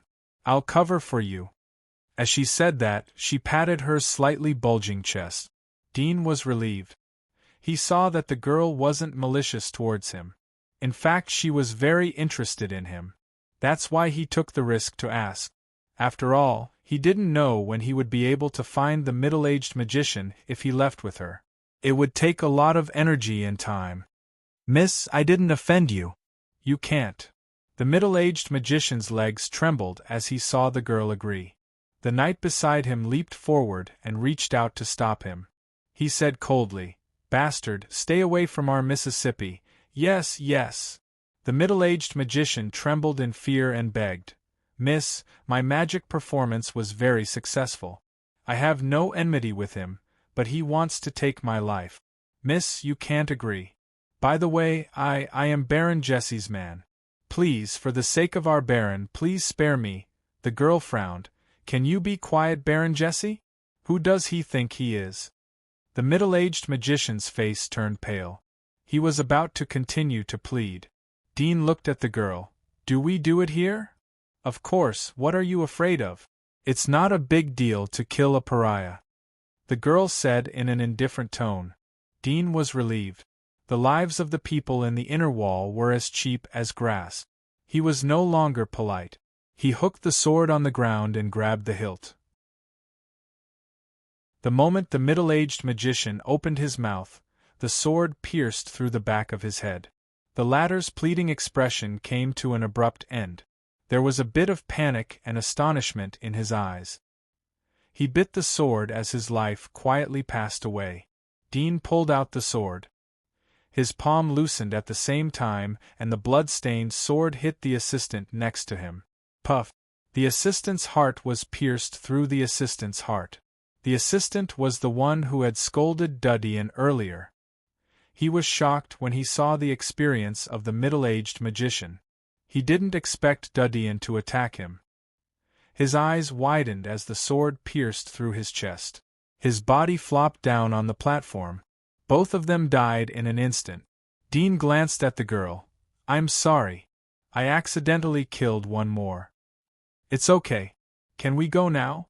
The girl didn't care. She was only concerned about her own affairs. Dean nodded. "Let's go." The girl smiled and jumped off the platform. She hummed a song as she walked back to her carriage. The knight looked at Dudian, looked up and down for a moment, then turned around and followed behind the girl. Dean put away the things in his backpack and followed the knight. After Dean entered the carriage, the knight jumped on the horse and led the team to move forward. The people who were scattered on both sides of the street went to the center of the road after the carriage left. They looked at the direction of the carriage and talked. Gee, I didn't expect to see the miss of the Dragon Clan here. I think I have seen her before. Is she the second princess of the Dragon Clan? She's truly devastatingly beautiful. She's too beautiful. Be careful. She will cut off your tongue if she hears you. The second princess of the Dragon Clan is a famous little devil. I don't know the origin of that kid. He can get the favor of the Dragon Clan. I envy him. Everyone was envious inside, and no one took another glance at the two corpses on the high platform. Where did you get the handkerchief? The smile on the girl's face disappeared as she stared at Dean. Her voice was as cold as ice. There wasn't the slightest trace of innocence from before. Dean was startled. He stared at her eyes and slowly said, "A person gave it to me." "Gave it to you?" The girl narrowed her eyes. "This belongs to the Dragon Clan. We never give it to outsiders. Do you know that if you lie to me, you will die miserably? It will be much more miserable than those two people." Dean frowned. "Someone gave it to me. You can check if you don't believe me.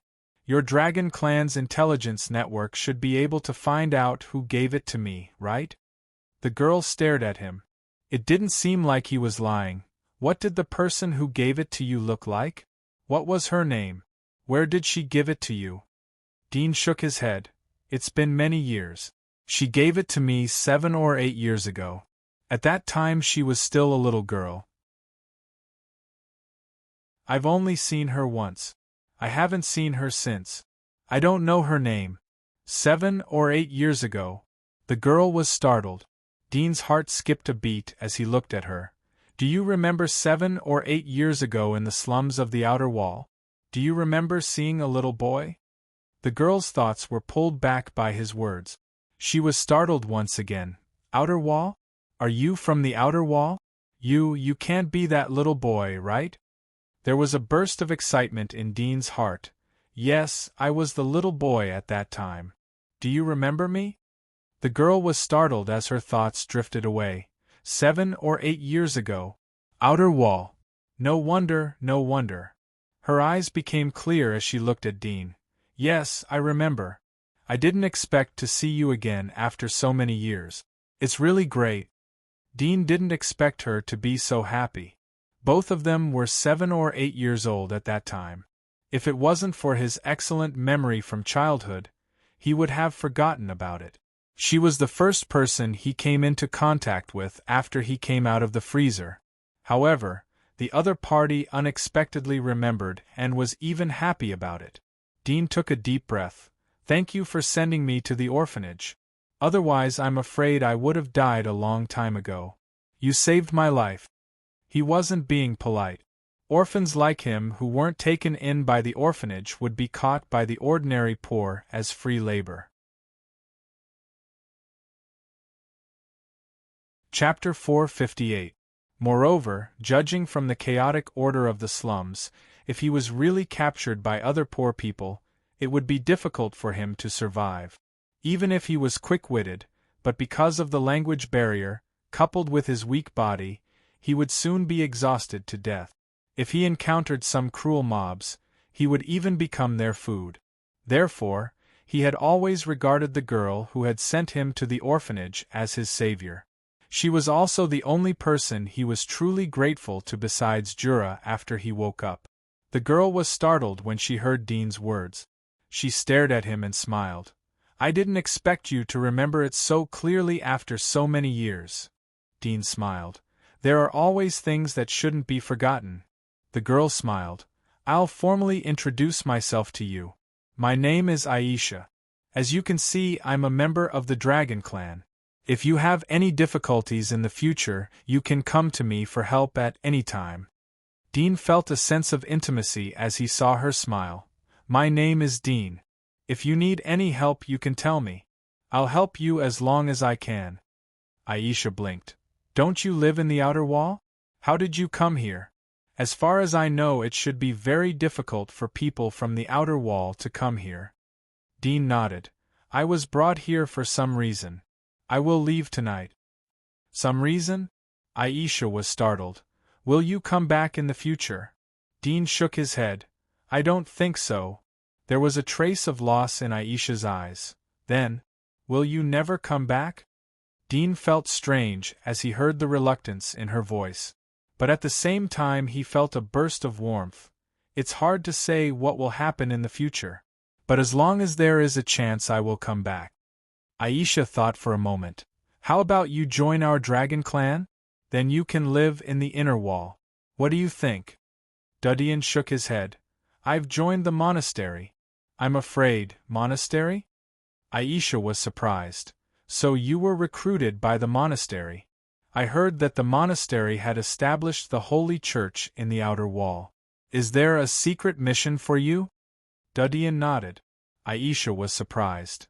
I heard that the monastery had established the holy church in the outer wall. Dean didn't expect her to be so smart. He nodded. You are right. Aisha's face was full of interest. What is the task? Is it fun? Dean frowned as he saw her crystal-clear eyes. He immediately shook his head. It's a confidential task. I can't tell you. I hope you can forgive me. Although he was grateful, but it was the first time they met. He couldn't tell her everything. It wasn't that he didn't trust her, but it was a trace of vigilance that he had developed over a long period of time. Aisha pouted. Stingy. Dean smiled. There was a trace of hesitation in his heart. But he held back after thinking about it. Aisha saw that Dudian didn't want to talk about it. I can give you a high position if you join the dragon clan. You can live in the inner wall. Are you willing to do that? As for the monastery, I can help you. Dudian was moved as he heard this. He wanted to live in the inner wall and get in touch with the core secrets of the giant wall. However, he would have to rely on the protection of the little girl in the future. Moreover, he knew nothing about the dragon clan. The only thing he knew was that the girl in the Tang suit had a super strong combat power. He judged that the dragon clan belonged to a very strong family of witches. Is the dragon clan very strong in the inner wall? Dean asked. Aisha saw the interest in Dean's eyes. Of course. Our dragon family is one of the 3 major families. We are the strongest amongst the 3 major families. It's easy for me to ask for a person from the monastery. 3 major families? Dean was surprised. Didn't it mean that there were at least 2 people who were comparable to the girl in the Tang suit?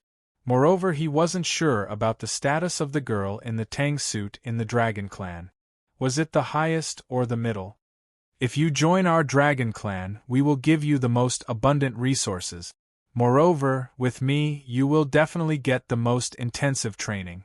Soon, you will become an existence comparable to the mystic sect's holy master. Aisha said. At that time, no one will dare to bully you wherever you go. Dean was a little moved. Looking at her delicate and lovely face, he could vaguely see the outline of a little girl from his childhood.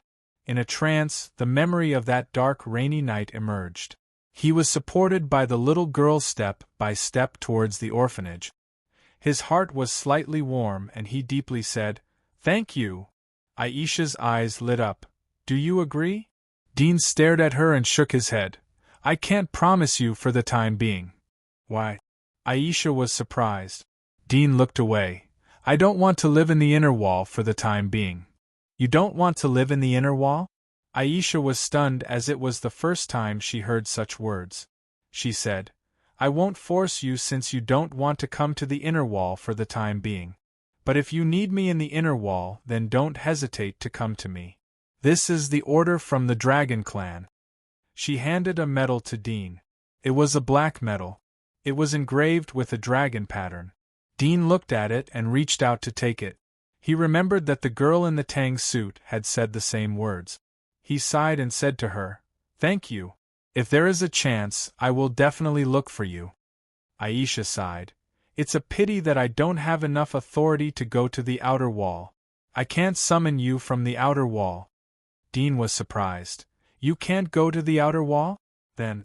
Aisha shook her head. "We sneaked out. Our family can't go to the outer wall and interfere with the outer wall. I don't have the ability to call you in unless you are willing to become a member of our dragon clan. Otherwise, I can't call you again and again. Dean was startled. How did you sneak out? Dean asked. There was some curiosity and expectation in his heart. Perhaps this was a more convenient way to sneak out. Aisha shrugged her shoulders and said, He climbed over the wall when the guards on the high wall weren't paying attention. Dean was stunned. Climbed over the wall?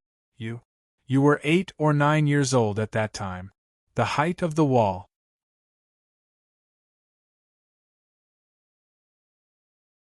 Chapter 459. Aisha pouted. As long as we are not discovered by the guards, it is not difficult to climb over the wall. Dudian was speechless. He was shocked. The girl in front of him was too terrible. What kind of physique was she to be able to climb over the high wall of the inner wall when she was 7 or 8 years old? Moreover, the witch family's nurturing methods were also incredible. Such a young girl was able to possess such powerful strength. Even if she had absorbed God's blessings since she was in her mother's womb, she might not have been able to become so powerful. Unfortunately, this method isn't suitable for you. Aisha sighed with regret. Suddenly, her eyes turned as she said in a pleasantly surprised tone, I have an idea. Dudian was puzzled. Aisha happily said, If you want to see me in the future, then we can go outside the giant wall to meet. You were summoned by the monastery, so you should have a good relationship in the outer wall area. Moreover, I can see that your physique is extraordinary, so you should be a hunter in the outer wall area. You can go outside the giant wall, and I can also go from the inner wall area to the outside of the giant wall area. We can meet outside the giant wall at the same time. Dudian looked at her happy expression. He was slightly startled. His heart couldn't help but feel touched. But he quickly responded, That's not good. It is dangerous outside the giant wall, if that's true. Aisha's eyes lit up. I can go to find you. You just need to stay in a safe place so that there won't be any danger. Dudian was touched by her words, but he didn't say anything. His throat slightly moved as he softly said, I'm not worried about myself. I'm worried about you. It is too dangerous for you to cross the mountains outside the giant wall to see me. If you want to see me, then you have to choose a place, and I will come to find you. Aisha immediately shook her head. I didn't think about it before, but now that I have thought about it, it is absolutely impossible. There is a long way to go from the inner wall to the outer wall. Moreover, the monsters outside the inner wall are far more dangerous than the outer wall. It is too dangerous for you to come over. Dudian hesitated for a moment. I have a special life-saving technique. Don't worry. There won't be an accident. Aisha snorted and said, Don't look down on me. I am very strong. There is no danger for me to walk in this monster area. This matter is settled. You are not allowed to argue any more. Dean smiled as he looked at her delicate but strong appearance. In fact, he had already noticed that the girl's body was as hot as fire. He had only seen such a strong heat when he sneaked into the inner wall last night. Even Francis's body wasn't as hot as Aisha's. Even the woman who was hugged by the elder was inferior to Aisha's body. Moreover, from her tone, he knew that she had climbed over the inner wall. At that time, her strength was already so tyrannical. Now she must have reached the pinnacle of strength. It was estimated that she was not inferior to the girl in the tang suit. It was a pity that he didn't have thermal vision when he met the girl in the tang suit. He couldn't observe the heat of the latter's body, otherwise he could use it as a reference. Well, let's meet at the western corner of the giant wall, Dudian said. Aisha smiled. Well, when are you free? I'll come and find you. Dudian estimated. 7 days later. 7 days? Aisha nodded. All right, I'm free too. Let's meet at the western corner of the giant wall in 7 days. Come on, let's pinky swear. She stretched out her pinky finger. Dudian smiled and immediately stretched out his hand to make a pinky promise with her. You said you are going back tonight? It is still early, so I'll take you around. Is it your first time coming to the inner wall? I'll take you to play. Aisha laughed. Dudian thought of Francis. He hesitated for a moment but nodded. All right, I'll trouble you. It's no trouble. I came out to play. There is an old saying in the Dragon Clan. It's better to have fun together than to have fun alone. Aisha smiled. Dudian was surprised as he didn't expect to hear such an old saying. He couldn't help but glance at her Chong Sam. He thought of some ideas. However, it was the first time they met, so it was not convenient to ask about such a secret matter. Aisha saw that Dudian was looking at her, so she blinked and said, What do you think? Do my clothes look good? Dudian's heart jumped as he retracted his eyes. It looks good. Aisha giggled but didn't say anything. The carriage continued to move forward. Dusk. A wagon with a black dragon flag flew out of Eden and headed towards the relay station outside the city. Aisha looked at Dudian in the carriage. There are a few places I wanted to take you to play. But it's getting late. If you have the opportunity to enter the inner wall, then I'll take you to play. Dudian smiled. There will be opportunities in the future. The carriage stopped at the station. Dean glanced at it but didn't see Francis's carriage. Francis had probably gone back in advance. He had expected it, so he didn't care. He turned to Aisha and said, Thank you for your hospitality today. See you next time. 7 days later. Aisha said with a smile. Dudian smiled and nodded. Aisha put down the curtain and the carriage moved away. Dean looked at the carriage until it disappeared from his line of sight. He went into the station and asked the boss for a horse. He had a bag of gold coins with him, but he didn't bring any gold note. After all, gold notes were issued from the banks in the outer wall. There may not be a place to exchange them in the inner wall. So, real gold was the most useful thing to use. Dudian spent a gold coin to buy a horse. He sighed at the high prices in the inner wall. It was more than 10 times that of the outer wall. He rode the horse away from the city of Eden. He couldn't help but recall the process of playing with the girl he hadn't seen for a long time. There was a faint smile on his face. Unknowingly, he rode his horse back to the front gate of the monastery on Mount St. Paulo. As soon as he got off the horse, several young men and women dressed as saints appeared with weapons in their hands and surrounded him with stern expressions. Dudian frowned and was about to open his mouth when a voice came from the front. Wait! Dudian looked over and saw Francis riding a horse. He quickly got off the horse and came to the front of the saints. You didn't run away? Run away? Dudian understood. Where can I run to? Francis looked at Dean's appearance. It didn't seem like Dean was pretending. He waved his hand and the other saints retreated to the side. They stood in a faint posture of encirclement. Francis said in a bad mood, I told you to wait for me there, but you disappeared as soon as I came back. I thought you took the opportunity to slip away. The courtyard has issued a wanted order for you, but it hasn't been sent out yet. Fortunately you came back by yourself, or else. Dudian was speechless and angry. You should know that I can't run away because of my identity. I will die if I run away. That's what happens when you don't listen to me. Francis shrugged. I'm only in charge of reporting. It's up to the higher-ups to deal with it. You can only blame yourself for running around. Dudian's face sank as he knew that it was useless to argue. Can we go back now? Of course. Francis whispered a few words into the saint's ear. He patted the saint's shoulder. Let's go.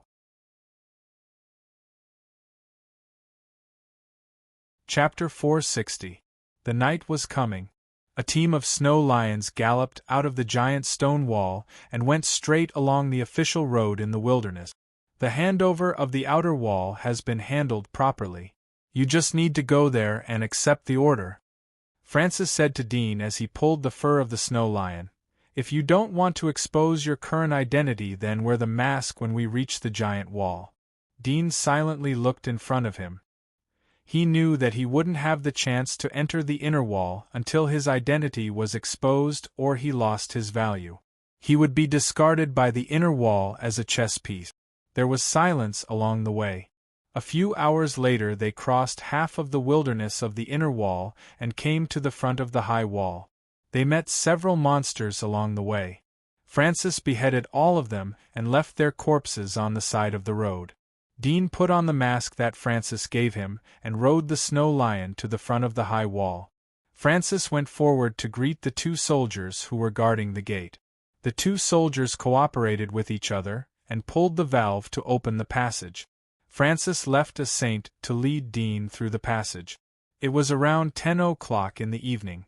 Curfew time had arrived even in the bustling areas. Francis took Dean to the suburbs and went all the way. Dean breathed in the humid air of the wilderness.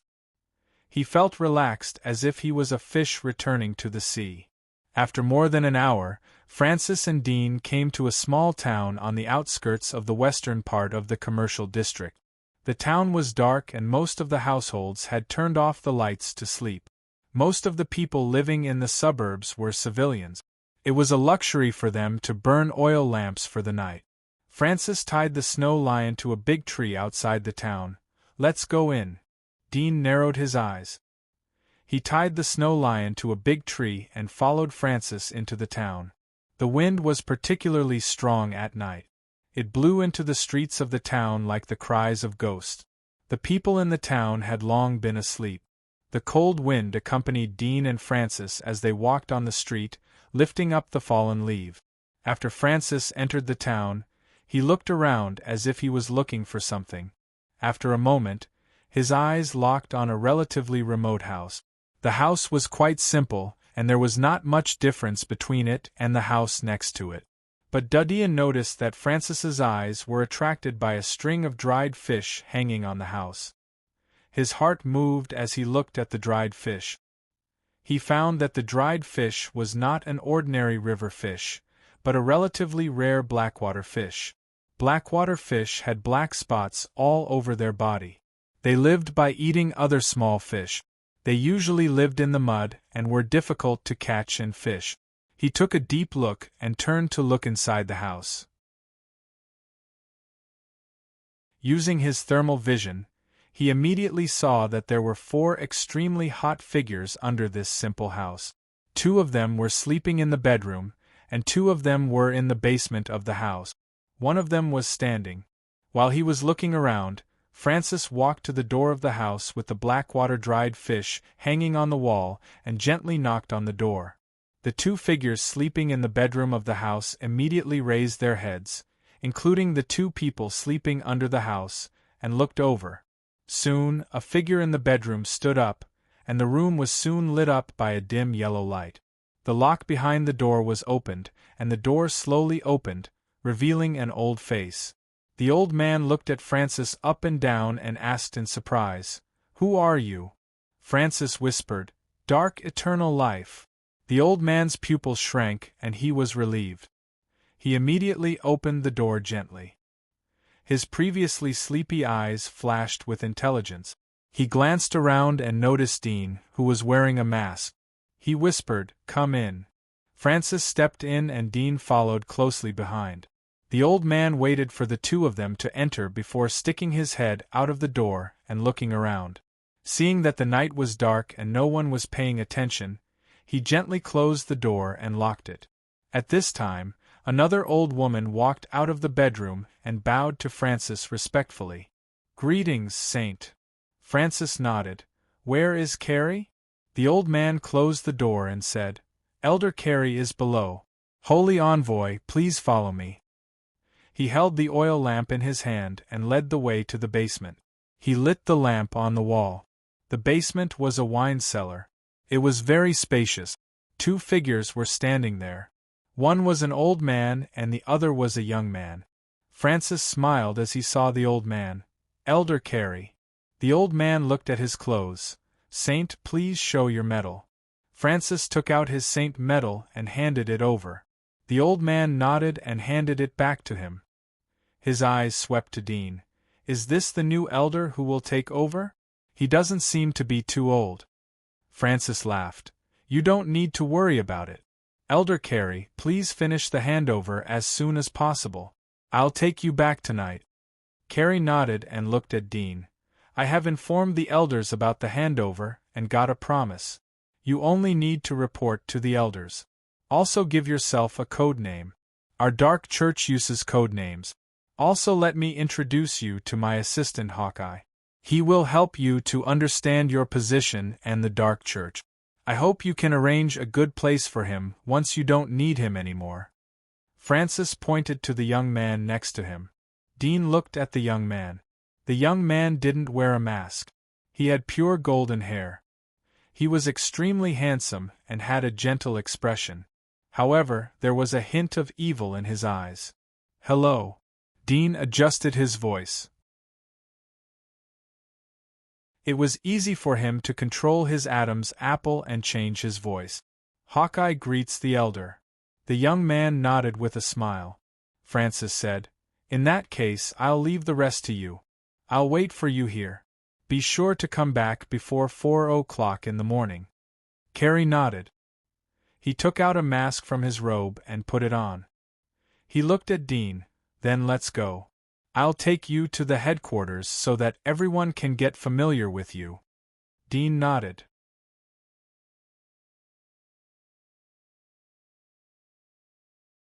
Chapter 461. Dean followed Carey out of the town. There was a carriage parked outside the town. There was a flag on it. Dean recognized that it was the flag of Shaw Heir family.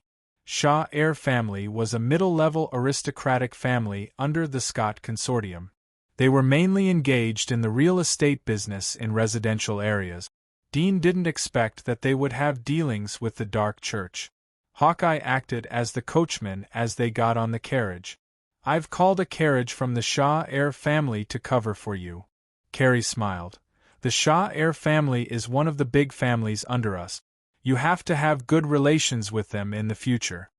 Dean silently nodded. He knew that many nobles had dealings with the dark church, but he didn't expect it to be so deep. He asked, Was the house in the town our temporary stronghold? Carey nodded. It is our high-level secret liaison office. The 2 elders you met are high-level intelligence personnel of the dark church. They have been in charge of intelligence for decades. You can ask them if you want to know anything, but don't use them easily in case their identity is exposed. Dean looked at him. Were you transferred from the inner wall? Carey seemed to know what he was going to ask. I am about to retire, so there is no harm in telling you the truth. I was originally entrusted by the monastery to be an elder, and now that I have completed my term, I will be promoted to an elder of the monastery's supervision department. From your voice, I can tell that you are still young. I hope you can hold on, and if you meet any of my students in the monastery in the future, you will be able to take care of them. Dean nodded. I'll try my best. Carey smiled. You shouldn't trust anyone in the dark church besides Hawkeye. Don't expose your true identity to anyone. The people here are sinister. I hope you can take care of yourself. Dean was silent. He thought that he wouldn't trust even Hawkeye. The carriage entered the city. There were several patrolling guards along the way. It stopped in a remote area of the city. Here we are. Carey got off the carriage and tidied up his clothes. They came to a luxurious manor. The guards at the door were respectful as they saw Hawkeye hand out a medal. They led the way for the 3 of them. When they arrived at the manor, a woman in a black suit stepped forward and waved her hand to dismiss the guards. She then saluted Carey and said, Greetings, Sir Elder. Carey nodded slightly and said, Little Crow, this is the new elder I mentioned. The woman in the black suit had long noticed Dean and immediately saluted, Greetings to the new elder. Dudian nodded as he remembered her appearance, voice and smell. The woman in the black suit bowed and turned around to lead the way. They followed a dark passage in the manor to the basement. The basement was winding and had many hidden doors. After several forks, they arrived at a passage that was more than 10 meters deep. After walking straight for a while, They arrived at a spacious underground square. There was melodious music floating in the air. There were a lot of people of the dark church gathered in the square. Most of them were wearing masks. Only a few of them were staff of the dark church, so they didn't need to wear masks, because they no longer needed to live in the outside world. Krebby's arrival immediately caused a burst of exclamations. The people who were whispering all over the square suddenly gathered and saluted Krebby. Carrie smiled. "Ladies and gentlemen, I'm about to retire. This is the new elder of the 9th region. Everyone warmly welcome him." The crowd was surprised as they heard the news. But many of them got the news in advance. They showed a respectful smile and congratulated loudly. "Welcome the new elder! Welcome!" In a burst of applause and cheers, Dean nodded slightly as a greeting. Carrie waved his hand to signal the crowd to retreat. He led Dean to a towering hall at the back of the square. There were 2 lifelike dark angel sculptures at the entrance of the hall. They were overlooking the people in the square. Carrie led Dean into the hall. The members of the Holy Church bowed from afar. They didn't straighten up until Carrie and Dean went up the stairs. "This is the headquarters of the 9th region. It's also the place where I usually work." Carrie came to the 2nd floor of the castle. It was luxuriously decorated. The walls were inlaid with scarlet wallpaper as if smeared with blood. The atmosphere was gloomy. Hawkeye stepped forward and pushed open a door. There was a spacious room inside. Carrie came into the room. "This is my office. This desk is filled with documents from below. I've helped you deal with most of the recent matters. I'll leave the rest to you. Don't worry, with Hawkeye's help, I'll be able to help you." Dudian nodded and looked around, but the wide field of vision allowed him to see everything around him without looking around. Carrie saw that Dean was listening attentively. He smiled. "We elders usually don't have much to do except to solve some necessary troubles and disobedient people. The rest of the time is very free. You are about to take office. This is the animal glue mask prepared for you. You can change your face shape by needing it. Even if you don't have a mask in the future, you will be able to see people with the animal glue mask." He took out a flat, delicate box from the drawer and handed it to Dean. Dudian was startled as he didn't think that there would be such a magical thing. He looked at Carrie and found that there was no blood in the depths of his pores. No wonder Carrie dared to show his true face. Turned out that he was also using the animal glue mask. "This is exclusive to the elders. If you lose it, you have to promptly apply to the higher-up. But the application procedures will be very troublesome. So don't lose it or give it to others. It's very troublesome to make. It's not sold outside. It's the top internal item of the Dark Church," Carrie said. Dudian nodded and took the things. "Elder, what do you mean by the 9th region?" Carrie smiled. "You will know about this in the future. But since you have asked, I will tell you that the forces of the Dark Church in the outer wall are divided into 12 regions. The 9th region is under the control of 12 elders. The Hawkeye will give you a detailed introduction of the main scope and the forces that are in contact with our subordinate. I won't go into details." Dean understood and asked, "Will there be conflicts between our regions?" Carrie glanced at him. It seemed as if he could see into the depths of Dean's eyes. Carrie smiled. "Conflicts are inevitable. Small conflicts are left to be solved by themselves. Big conflicts need to be decided by the Council of Elders. So if you want to have a good life, then you need to have a good relationship with the Council of Elders. At present, the 12 districts are divided into 3 factions. I used to belong to the Night King's faction. Now that you have inherited my position, you can choose to join a new faction or choose not to join any faction. But my suggestion is to continue to follow the Night King's faction." "Night King?" Dean's eyes narrowed. "Yes, the Night King is the code name of the 3rd Elder. He is in charge of the 3rd region. It's one of the best regions in the 12 regions. There are many alchemists and potion masters under his command. Many of them are 5-star great alchemists and even great potion masters. They are extremely terrifying. On the surface he has connections with the Scott Consortium's Chai family and the Huasheng Consortium's Jet family. He has an unfathomable voice in the Elders' Council.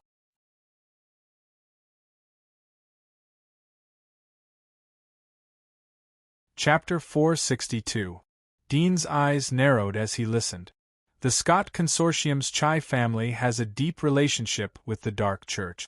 The Mellon Consortium can compete with the Scott Consortium, so there should be a strong Dark Church behind it. Dean's eyes lit up. There was no movement when the Mellon Consortium disintegrated. Wait, is it the dark forces behind the Mellon Consortium that tried to assassinate me in the Poison Soup and the Scarlet Grand Canyon?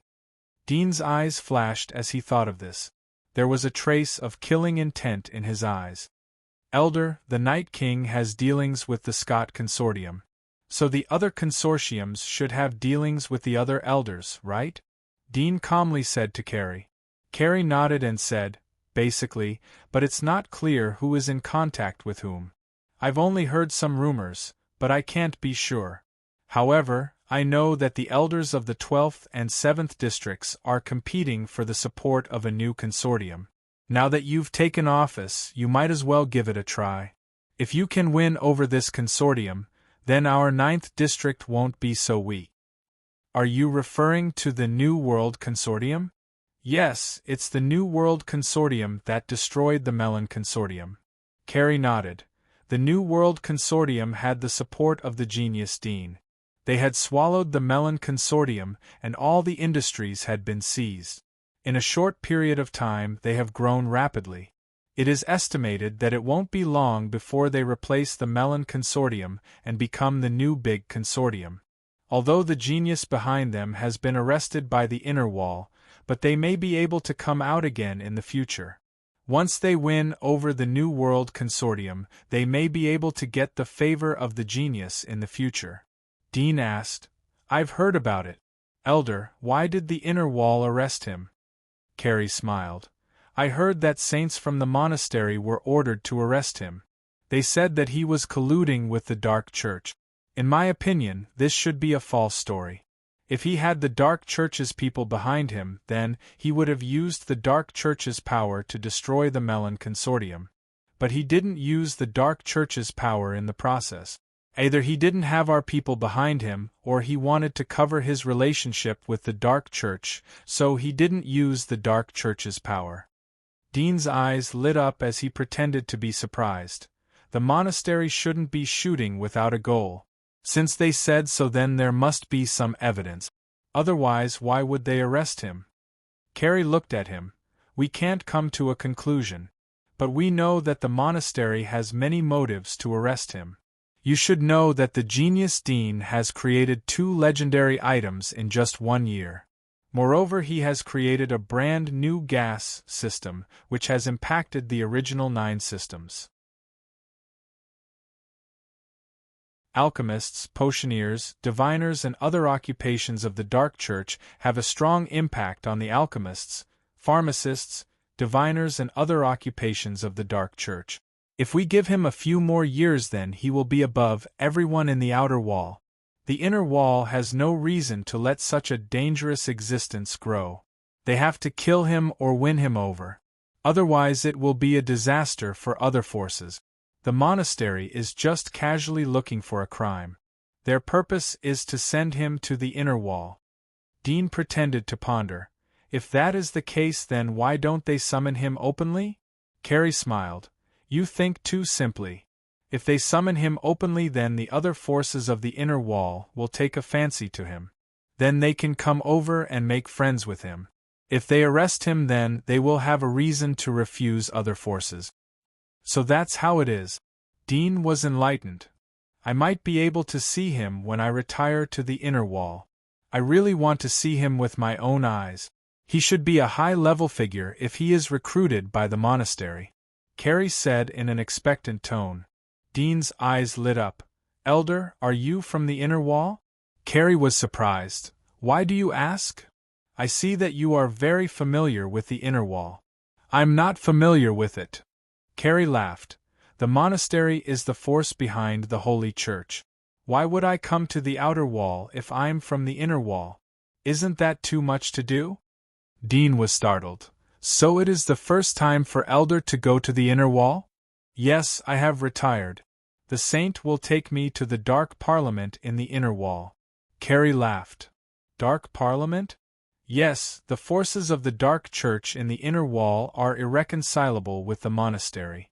It's similar to the relationship between us and the Holy Church. Carrie smiled. Dean was startled. There was a trace of complex feelings in his heart as he looked at Carrie's smile. He would have believed his words if he didn't go to the inner wall and meet the elder of the monastery. But now it seemed that Carrie wasn't from the inner wall, but an elder of the dark church who was promoted from the outer wall. However, the monastery had a way to make an elder of the dark church trust them. Moreover, he had fabricated a lie about the dark parliament. Dean didn't know what would happen to Carrie after he entered the inner wall. Would he be obliterated halfway, or would he be used by the monastery again? He didn't think too deeply about it. There were too many possibilities. Perhaps what Carrie was saying now was just a pretense. You can ask Hawkeye if there is anything you don't understand. He is my confidant and absolutely trustworthy. Carrie patted Dean's shoulder. I'll leave the 9th region to you. If I have the chance to come back, I hope to see a prosperous 9th region. Dean nodded. I'm afraid you won't have the chance. Elder, what if the other elders collude with the Holy Church to frame us? What should we do? Dean asked. Carrie shook his head. It's too risky. If they are found to be colluding with the Holy Church, then they will be boycotted by the elders and kicked out. No one would dare to violate the rules. You shouldn't do such a thing either. Do you understand? Understood. Dean narrowed his eyes. Ever since the jailbreak incident, he didn't follow any rules. Carrie nodded. I'll go first if there's nothing else. Dudian nodded. He and Hawkeye sent him out of the manor. After Hawkeye left, they returned to the headquarters of the Dark Church in the 9th region. You go out first. I'm going to use the animal glue mask, Dean said. Hawkeye respectfully left the room. Dean glanced around the room, pulled up the sheets and bedding in the bedroom, and opened the flat box. Inside was a delicate and thin mask, as transparent as water. He gently sniffed it, but there was no smell. He thought for a moment and put it back into the box. After a while, he called Hawkeye, who was outside the door. Tell me about the situation in the 9th region. Dudian sat on the desk, still wearing the mask. Hawkeye looked at him and nodded. Elder, you are now an elder, so you can't use your previous code name. I hope that you can have a new code name in the future. Dean thought for a moment. The code name will be Nighthawk, the eagle with eagle eyes. Nighthawk? Hawkeye was startled. What? Nothing. It's just a coincidence. There is a 4-star alchemist in the 9th region who is called Nighthawk. Hawkeye said, Elder, you can change it. We can only cancel the code names of those who are below 2 stars. Dean raised his eyebrows and thought for a moment. Let's call him Devil. Devil? Hawkeye was stunned for a moment. I'll go back and check it out. If there is no one who is above 2 stars, then I'll cancel it for you. All right. Dean nodded. Let's report the situation here first. Hawkeye nodded and said, The territory of our 9th district is from Kloss Street to Pusey Street in the west of the commercial district. In the commercial district, the residential district, and the slums, our manpower is mainly concentrated in the residential district, where the Holy Church's control is loose and convenient for us to act.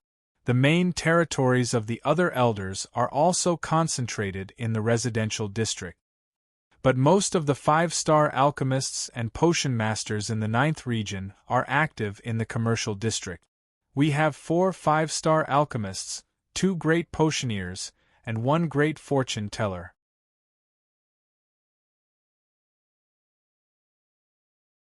Chapter 463. Dean looked at the information handed over by Hawkeye. Hawkeye, do you also have animal glue mask? Dean casually asked as he looked at Hawkeye. Hawkeye respectfully replied, Elder is joking. Animal glue mask is very rare. We are not qualified to use it. The reason why I dare to show my true face is because I was born in an alchemist family. I was destined to walk this path from birth. It doesn't matter if I have a mask or not. You were born in an alchemist family? Dean was surprised. Hawkeye was trusted by the Elder, so it was normal for him to have such a background. Which family are you from? Randy family. Hawkeye respectfully replied. Dean's eyes lit up. Is it the Randy family that created the human skin bonding alchemy technique 80 years ago? He had paid attention to the other big families of the Dark Church after he learned about the Inferno family. Randy family was one of them, but people liked to call them by their nickname, Human Skin Family. Hawkeye respectfully replied, My great-grandfather was the one who created the human skin bonding forbidden technique. Dean didn't expect Hawkeye to have such an extraordinary background. No wonder Carrie valued him so much. I heard that your family's human skin adhesion technique allows you to glue other people's skin to your own body. It can be described as a top concealment technique, Dean said. Hawkeye laughed. Elder, it's been many years. The human skin bonding technique is a forbidden technique. Our family doesn't dare to study it privately. That's why I don't know much about it. Dean didn't force him as he saw that Hawkeye didn't want to reveal more. 3 dark nights, 6 dark grand nights. There was a trace of surprise in Dean's eyes as he read the information. The Dark Knights were equivalent to the leaders of the senior hunters. Dark Grand Knights were comparable to ordinary senior hunters. In other words, there were 9 senior hunters under his command. That was 4 times more than the Melon Consortium. Of course, this didn't include the people secretly cultivated by the Melon Consortium. Is the 9th region strong or weak among the regions? Dean asked Hawkeye. Hawkeye respectfully replied, There are only 3 regions which are weaker than us. They are the 6th, 8th, and 11th regions. So it's relatively weak.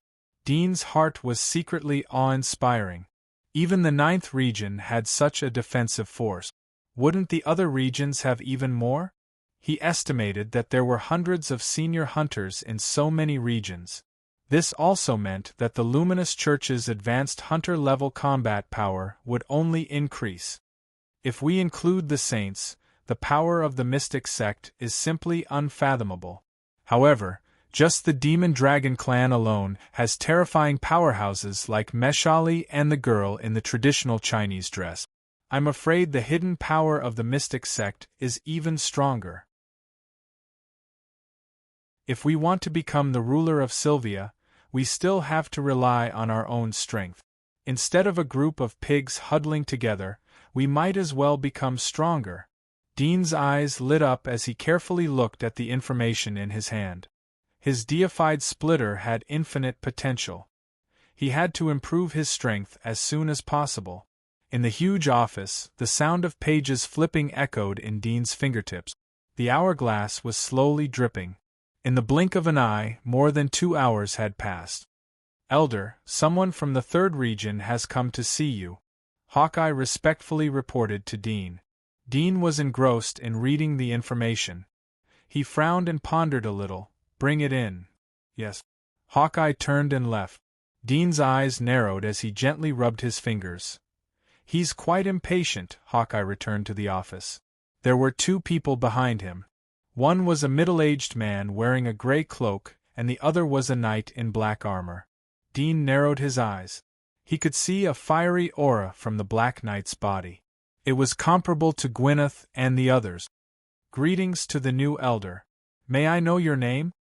The middle-aged man wearing a gray cloak said in a respectful manner. Dean hadn't opened his mouth, but Hawkeye quickly said, Our new elder is codenamed Devil. There was a trace of strange expression on the middle-aged man's face, but it disappeared without a trace. He respectfully smiled. Greetings, Elder Devil.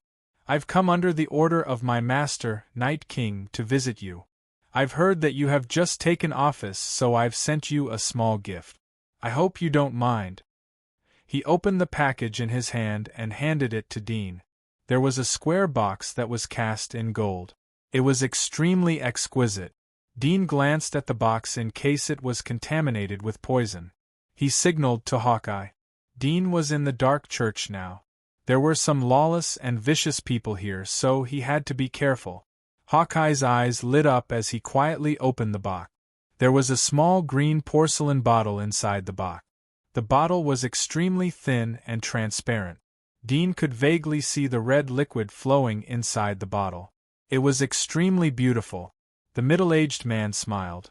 "Elder, this is a gift from my master, Night King. It's made from the brain of an earth dragon beast. It has an incredible restorative effect. It can regenerate broken limbs. As long as there is a breath left, it can be saved. It's not an exaggeration to say that it's a second life." There was a trace of shock in Dean's eyes. He had heard about the Fountain of Life in the temple. It was one of the most precious items in the temple. It was out of stock all year round. After all, dragon beasts were extremely rare outside the giant wall. Moreover, their hunting level was extremely high. Even a young dragon beast had a hunting level of around 20. A mature dragon beast had a hunting level of 35 to 40. As for a mature dragon beast, it was even more terrifying. It was a war beast. It was almost comparable to the legendary monster Splitter. Although Earth Dragon Beast didn't have magic marks, but the value of its body wasn't inferior to most of the named monsters. The Night King actually has something that can't be bought in the temple. Dean was shocked by the power of the Night King, but he quickly recovered. He knew the intention of the Night King. He wanted to use the gift to win over the Night King. Moreover, he had just taken office and the other party had already sent him a gift. First, it showed that he had a huge intelligence network. Second, he had just taken office.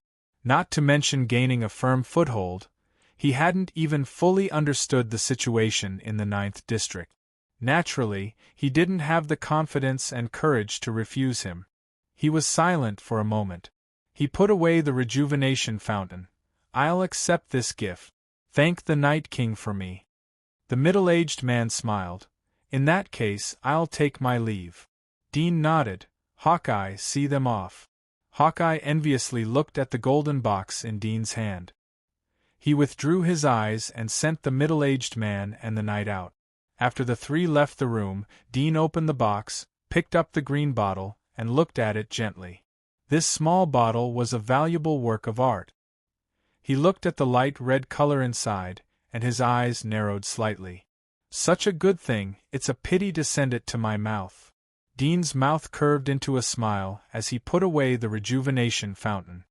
He continued to read the information at hand.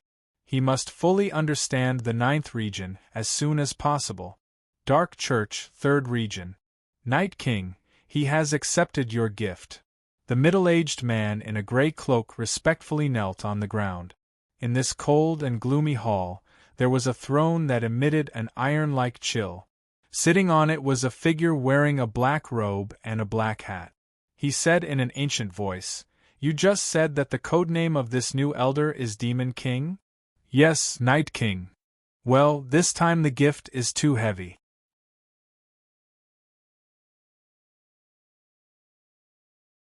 Chapter 464. The middle-aged man in the gray cloak was slightly startled. He carefully looked at the majestic figure shrouded in darkness on the throne above and said, "Lord Knight Prince, although the spring of rejuvenation is expensive, it should not be too much of a loss to gain the allegiance of an elder, right?" "Naturally it wouldn't be a loss if we can get his allegiance," the man on the throne indifferently said, "but this person claims to be the devil." "Humph. The Holy Church calls us demons, so he calls himself the devil. How can such an ambitious person be willing to be subservient to others?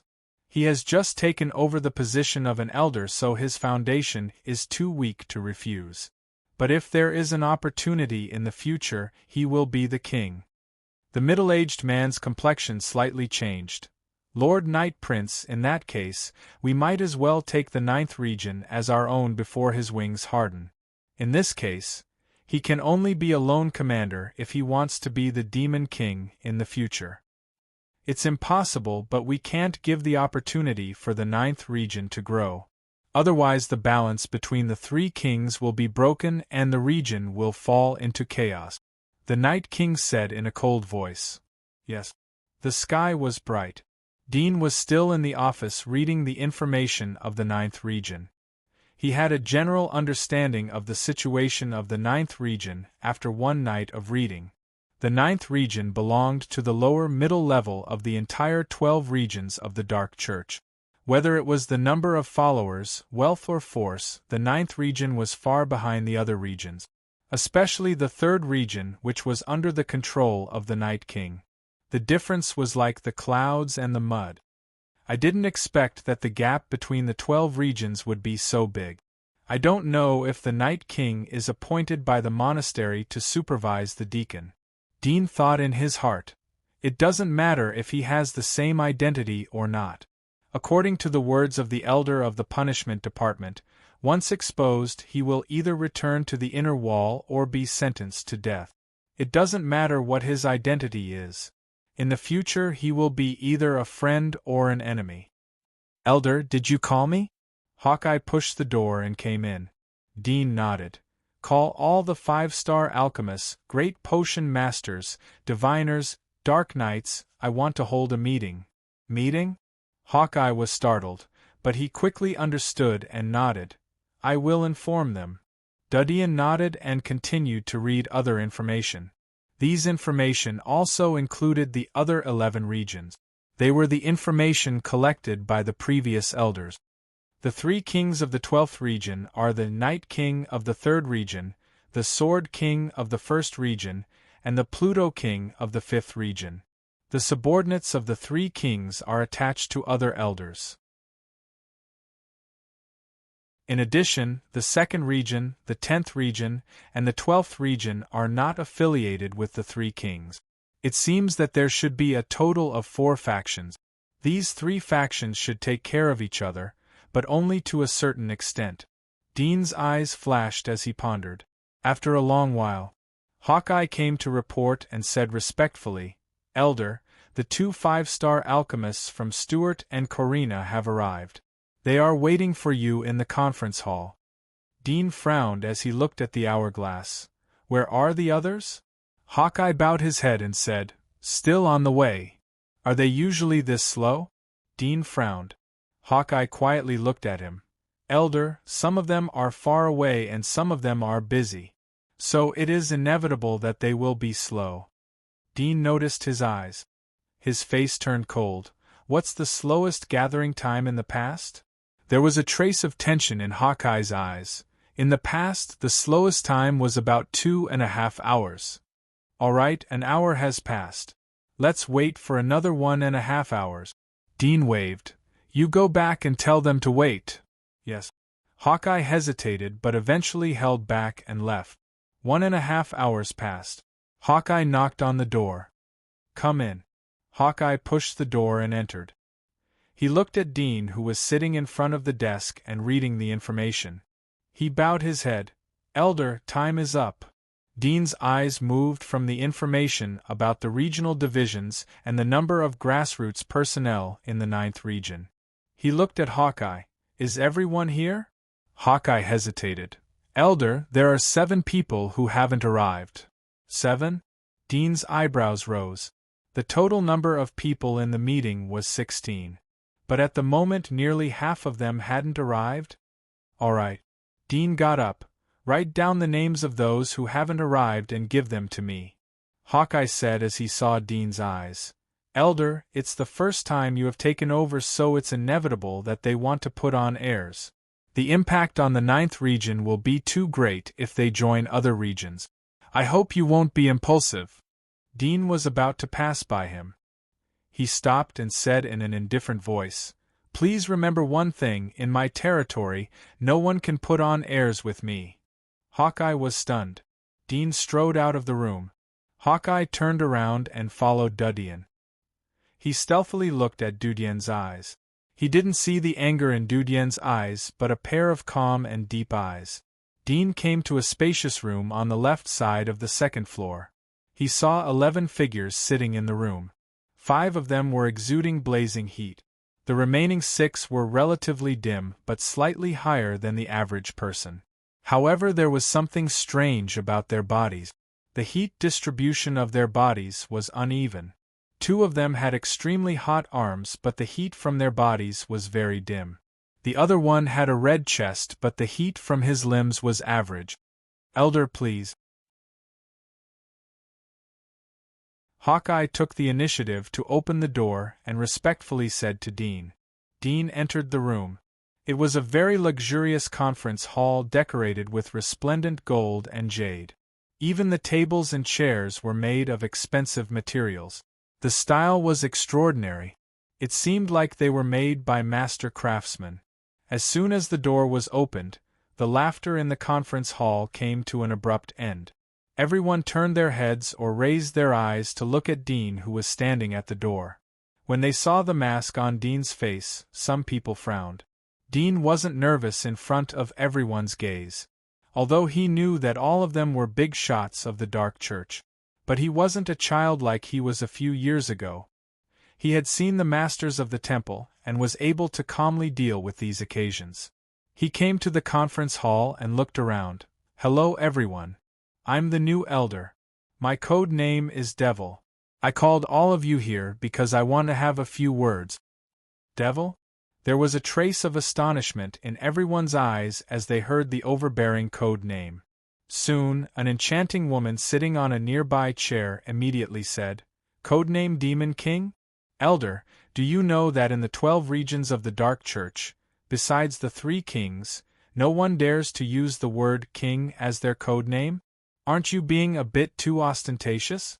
Wouldn't our 9th region become the target of public criticism if the 3 kings misunderstood?" "Yes. Elder, your code name is too provocative. Change it." 2 people at the side chimed in. Dean's eyes narrowed as he quietly waited for them to finish talking. He saw that no one else spoke. "Today is the first day of our meeting and you want me to change my code name? Is this your welcome ceremony?" The 3 people's faces changed. The enchanting woman said, "Elder, you misunderstood us. We don't mean anything else. It's just that your code name is too ostentatious. Our 9th region is in the middle level of the 12th region. If you make the 3 kings unhappy, then the consequences will be unimaginable." Dean stared at her. He could roughly judge from her clothing that she was a great potion master. He smiled. "What will be unimaginable?" The enchanting woman's face turned ugly as she saw the thorns in his words. "Elder, I'm just being kind, I know." Dean interrupted her. The smile in his eyes instantly turned cold. He glanced at everyone. "Today I called you over to talk about the future position and development of our 9th region. I only have one goal, and that is to be the strongest." As soon as he said that, the conference room immediately fell silent. Everyone was stunned as they looked at Dean. "The strongest?" A middle-aged man next to him smiled. "Elder, you have just taken office. You may not know much about the situation here. Our 9th region, I understand." Dean interrupted him. "I have seen the situation of the 9th region. I also know the information about the 3 kings. There is no way for us to compete with the 3 kings with our current ability. But we can develop and catch up with them. Don't tell me that you want to see the faces of the 3 kings? Do you want to swallow your anger when the resources are plundered?" Hearing his words, everyone looked at each other. Based on the last sentence, they knew that Dean had done his homework. "Of course we want to, but it's extremely difficult to catch up to the 3 kings. With the resources and connections in our hands, even if they stagnate, it'll still take us 10 years to catch up," another elder said helplessly to the side. "Yes." The enchanting woman nodded and looked at Dean. "Elder, since you have said so, what is your plan? It is better to talk less so as to avoid the anger of the 3 kings. Our 9th region can't afford it." Dean indifferently said, "The plan is very simple. improve the curriculum of the academy and vigorously cultivate new 5-star alchemists and great potion masters. At the same time train more dark knights. Hearing this, the enchanting woman was stunned, and she only reacted after a while. Her eyes widened as she said, "Elder, you're joking?" Dean seriously said, "Am I not?" The enchanting woman didn't know whether to laugh or cry. "Of course you are right. But the problem is that it takes more than a few years to cultivate a new 5-star alchemist or a great potion master or even a great diviner. Even if we are lucky enough to meet some talented students, it will take 7 or 8 years for them to have some achievement. If we want to cultivate new 5-star alchemists, then it will be good if we can produce 2 in 10 years. Don't think that it is too difficult." Dean indifferently said, "I have my own way. Today I called you here to tell you that I hope you will seriously carry out the tasks that I will give you in the future. If the task fails due to personal reasons, then the consequences will not be what you want to see." Humph! A middle-aged man wearing a black cloak sitting at the end of the conference table slightly raised his eyes. His rough face was full of ridicule as he coldly looked at Dean. "Ignorant! I really don't know why the higher-ups would appoint a person like you as an elder. It is ridiculous. What kind of profession do you think alchemists and potion masters are? Do you think that as long as they have God's blessing everyone can become a dark knight? Ignorant." Dean's eyes narrowed as he quietly looked at him. "What? Are you not convinced?" The middle-aged man's eyes were full of cold arrogance as he looked directly at Dean. Dean knew where the man's confidence came from. As a dark knight, he was absolutely a high-level figure in his region. Even the elders had to be polite to him. Otherwise he could defect to other regions at any time. Although it would have a certain impact on his reputation and it would be difficult to defect a second time, but after all there was room for freedom of choice. Moreover, his own strength and influence as well as the dark knights that he commanded would make it difficult for the elders to arrest him. This was the reason why a dark knight was so awesome. "Is there anything else you want to say?" Dean asked. The middle-aged man coldly snorted. "I came here today to give you some face. I didn't expect that the new leader would be a good-for-nothing. His feet haven't even stabilized yet and he dares to challenge the 3 kings. If I knew it would be like this, I might as well sleep at home and waste my time." Dean was still quietly looking at him. The middle-aged man's face turned ugly as he saw that Dean didn't speak. His eyes became more gloomy. "What? Don't you have anything to say?" "Since you have finished, I will say it," Dean slowly said. "You just said that it is very difficult to train alchemists and dark knights. Indeed it is very difficult for you. Otherwise the 9th region wouldn't be in the middle or lower position for so many years. But from today onwards the 9th region will be under my control. You only need to do the tasks that I give you and in half a year the 9th region will become one of the top 5 regions. And I will become the new king. I'll leave my words here. You can choose not to believe me, but regardless of whether you believe me or not, I'll only say this once. If anyone fails to complete the mission I've given them due to personal reasons or colludes with other districts, I won't let them off lightly." Everyone was surprised, including the enchanting woman and the middle-aged man. They didn't expect Dean's tone to be so big. Middle-aged man frowned. There was some dissatisfaction in his heart, but as he saw Dean's confident look, he held back the sarcasm in his heart. After all, half a year would pass quickly. If the newly appointed elder didn't have a little bit of confidence, then there was no reason for him to say such big words. If he broke his promise to everyone, then his prestige as an elder would be lost. The middle-aged man believed that Dean was aware of the consequences. No matter what, he was sent by the higher-ups to be an elder. He should have the brains to think about it. "Elder, do you have any plans?" The old man next to him asked curiously. Dean replied, "Of course. Elder, we will believe you for the time being." The enchanting woman glanced at the crowd and said to Dean, There wasn't the slightest joy in Dean's eyes. He turned to look at Hawkeye. Have you written the list of people who didn't come? Yes. Hawkeye respectfully handed over the list.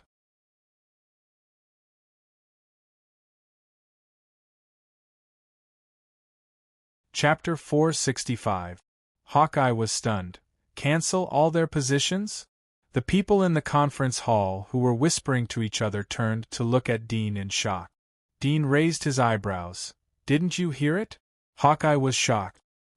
He finally knew that he wasn't hallucinating. He hurriedly said, Elder, they are all counselors of the 9th District. I'm afraid, Dudian indifferently said. You have misunderstood. I'm talking about canceling all their positions, including their glorious titles. It doesn't matter if they were 5-star alchemists, potions masters, or dark knights. If they want to regain their position, they have to reapply for the exam. Hawkeye was dumbfounded as he looked at Dean.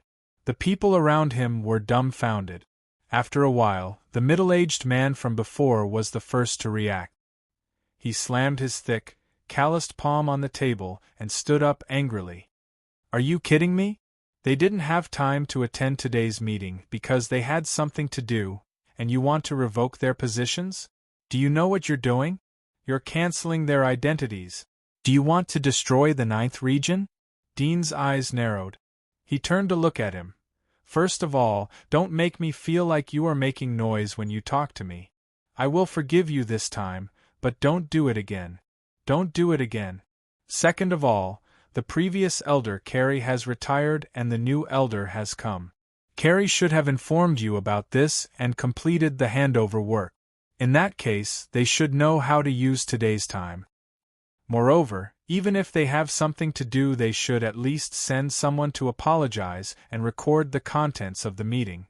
But they didn't. Middle-aged man angrily said, I don't care what the reason is.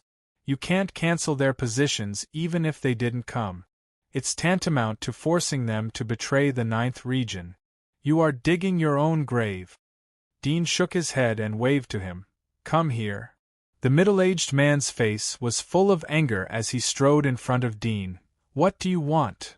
Look at this. Dean raised his right hand and slowly clenched his fist. When the middle-aged man heard his words, his gaze subconsciously fell on his right fist, and his face sank. Just as he was about to speak, his vision suddenly blurred, and he was shocked in his heart. He instinctively raised his hand to block, but his speed was a beat too slow, and it wasn't just a beat. Bang! A sharp pain suddenly blossomed in his abdomen. His body curled up like a shrimp and his feet were lightly lifted off the ground. He couldn't help but spit out a mouthful of blood. His body slowly floated down like a light snowflake. The sharp pain spread throughout his body like a cramp. He covered his abdomen and couldn't muster any strength in his body. It was as if all his bones had dispersed and it was difficult for him to even stand. Dean didn't know when he put away his fist. He took out a white handkerchief and gently wiped the dirt on the back of his hand. He threw the handkerchief on the man's body. Don't think that you can be unscrupulous because you are a dark knight. Carrie needs your protection, but I don't. This is the first time, but the second time it won't be as simple as pain. The conference hall was silent. Everyone's eyes almost protruded out as they looked at the scene in shock. Middle-aged man tightly pressed the table to support his body and didn't fall down. He clenched his teeth to restrain himself from screaming, but his head was full of sweat. After a little while, the pain was slightly alleviated. He reluctantly looked up at Dean. There was a trace of anger and fear in his eyes. He knew that if Dean had a dagger in his hand, then he would have fallen at the moment. Everyone here is a smart person, so you are well aware of the situation. Dean faintly smiled. Don't tell me that the 6 of them didn't come. Their purpose is nothing more than to give me, the new elder, some color to see. Unfortunately, I don't like the color of arrogance. In my territory you have to abide by my rules. Whoever doesn't abide by them will be kicked out by me. Everyone's face changed. They were barely able to maintain their calmness, but their eyes were full of surprise. Obviously, no one thought that the newly appointed elder would be so strong. Moreover, the strength that he had shown had shocked everyone. Some even suspected that the middle-aged man was bribed by Dean in advance. Maybe he had colluded with Dean to put on this play. While I'm in charge of the 9th District, if anyone betrays me and defers to another elder with their resources and intelligence, believe me, I will use all the power of the 9th District to kill them. Dean's eyes were cold as he glanced at everyone. He didn't pay any attention to them as he left the conference room. Hawkeye was stunned for a few seconds but quickly followed him. The cold and tense atmosphere in the conference room relaxed after Dean left. Everyone felt that the pressure brought by the new elder was far stronger than that of the previous elder. "Tom, are you okay?" the enchanting woman asked. The middle-aged man who was leaning on the table took a deep breath. The pain in his abdomen had gradually reached a bearable level. He reached out his hand and said, "I'm fine."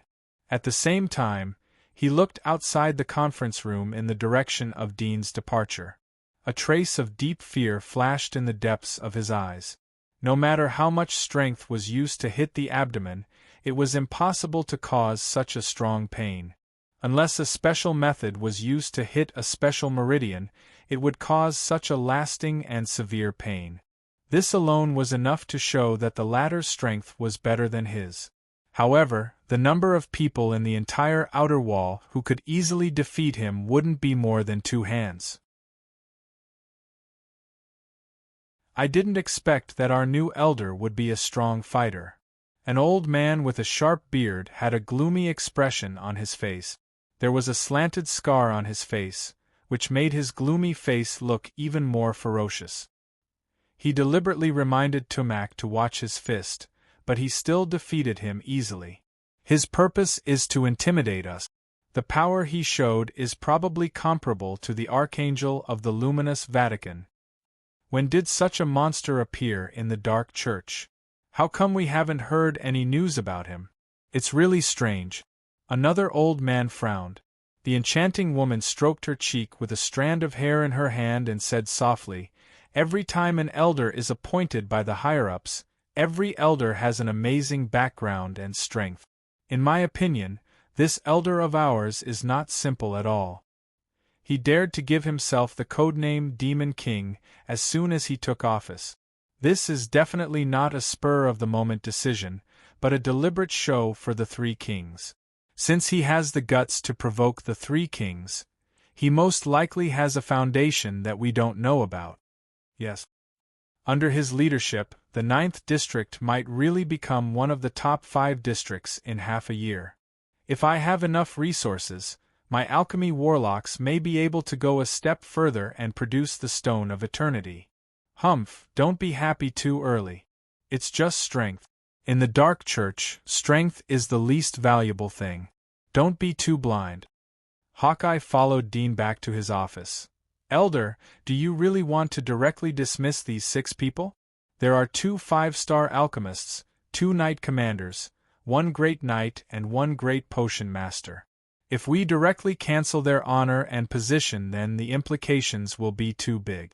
Some of them are from aristocratic families, and some of them are backed by nobles. If they leave the 9th region, then the nobles behind them will withdraw their investment. The loss would be too great." Dean snorted. "I'll use 100% of my strength to suppress them. The subordinates should obey the superiors. This is the basic principle of the system. It's not about the superiors trying to please the subordinates."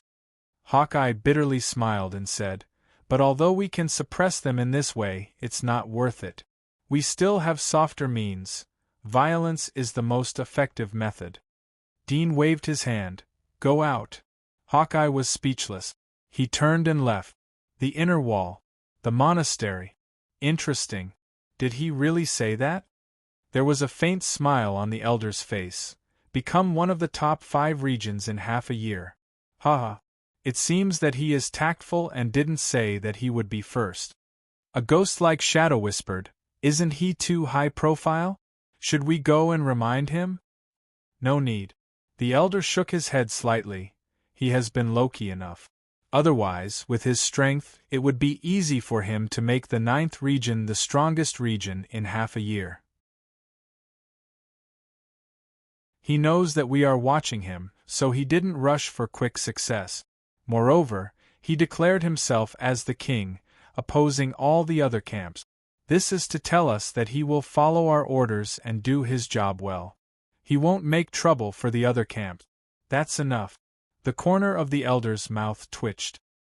He had declared himself as the king and dismissed 6 high-level members of his own region. Was this low-key? You can go back. The elder smiled. The outer wall will be very lively in the next 6 months. I hope that he can keep it up. If he is sincere, then it won't be a problem to let him be the next pope. Pope? Shadow's pupils shrank as he bowed his head. It seemed that he didn't hear anything. This subordinate will retire. His figure disappeared from the office. The elder looked at the door that was opened and closed. There was a smile on his face.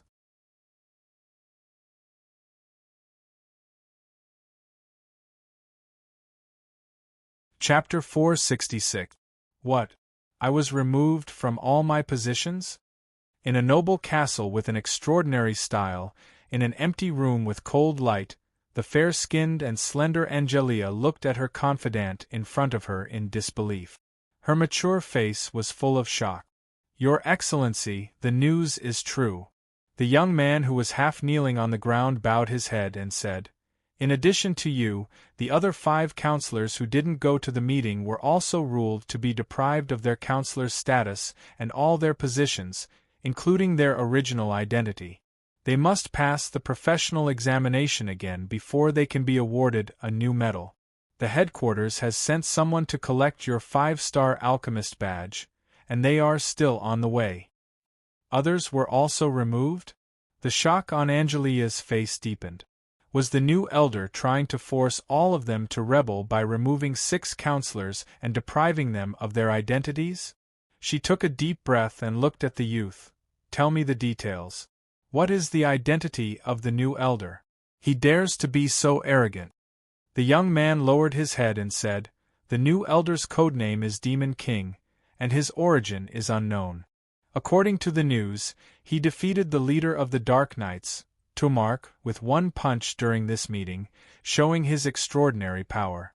Although some people speculated that he might be colluding with Tumark to put on a show, the other 5 people who were dismissed this time include the leader of the Knights, Kpose, and Grand Knight Limon. They are Tumark's close friends and students, so the possibility of Tumark acting is not high. Self-proclaimed Demon King? He defeated Tumaka with 1 punch? Angelia's pupils contracted. She took a deep breath and said, is he going to go against the 3 kings the moment he steps onto the stage? He can defeat Tumaka with 1 punch. His physique should have reached the limitless level. He should have a lot of connections in the inner wall. Otherwise it's impossible to reach the limitless level by relying on God's blessing. The youth bowed his head and didn't speak. The shock on Angelia's face gradually calmed down. She rolled her eyes and pondered. Every elder has been carefully selected by the higher-ups. Since this person has such confidence, he must have a pretty good trump card. Thinking of this, the anger in her heart dissipated, and she said to the young man, prepare a generous gift immediately, I'm going to the headquarters personally. The youth was startled. He didn't expect such an arrogant person to bow her head. Yes. You want to take back my grand potion apothecary medal? Is he crazy? In a room of a luxurious castle, Amy, who was as lively and beautiful as a 16 or 17-year-old girl, stared at her trusted maid in disbelief. Soon, the shock in her eyes turned into anger and resentment. She clenched her white and tender fingers tightly and said through gritted teeth, what's so great about defeating Tumaka? No one can resist my magic potion. Hearing her words, the maid lowered her head and said respectfully, you're right, even if he's a god, he can't resist the erosion of your magic potion. That's right. Amy coldly snorted, her eyes flashing with hatred.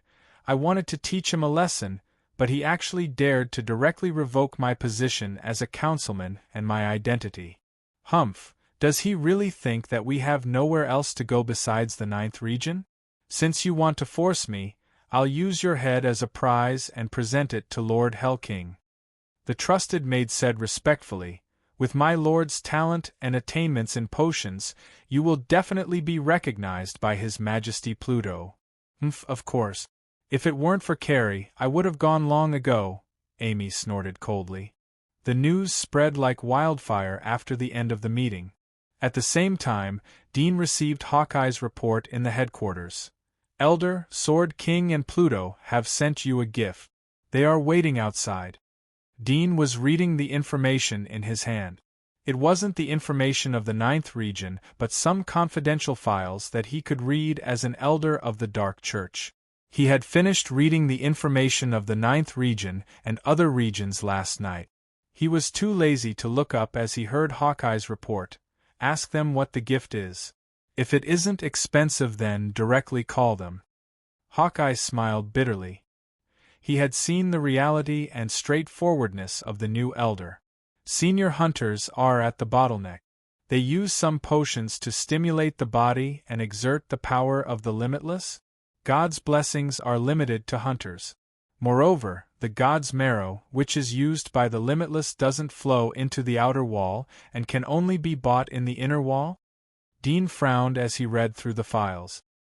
His original plan was to rely on God's blessing to improve his physique to the peak as soon as possible. But now it seemed that it wasn't realistic. It was no wonder that it was difficult to meet saints in the outer wall.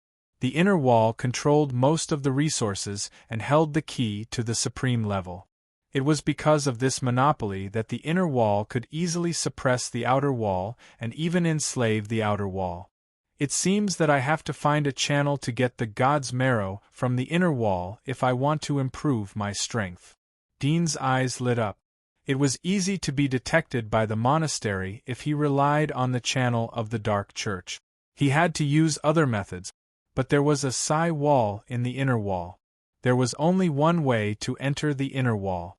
That was the supply team of the Monster Research Institute in the inner wall that provided the blessings of God to the outer wall. Let's try from the supply team. If it doesn't work, then I have to use the old method of sneaking over the wall, Dean thought. Hawkeye came back. Elder, they gave us whirling stone and beauty wine. The whirling stone is an alchemy item. It is very rare and very difficult to refine. Only 5-star alchemists have a very small chance to extract it. It has a very high collection value and is loved by the nobles. It can be used to make friends with the nobles. The beauty wine is one of the most famous treasures in the hands of the Nether King. It is a top-notch potion created by the great potion apothecary Suber. Just a drop of it mixed in the well water can easily poison tens of thousands of people to death. If it is consumed directly, it will immediately cause death. The only drawback is that it has the fragrance of red wine. Dean replied, It is a third-rate thing. Return it. You can buy beauty wine outside. Go back and buy some and let our great potion master analyze it. Let's see if he can figure out the formula.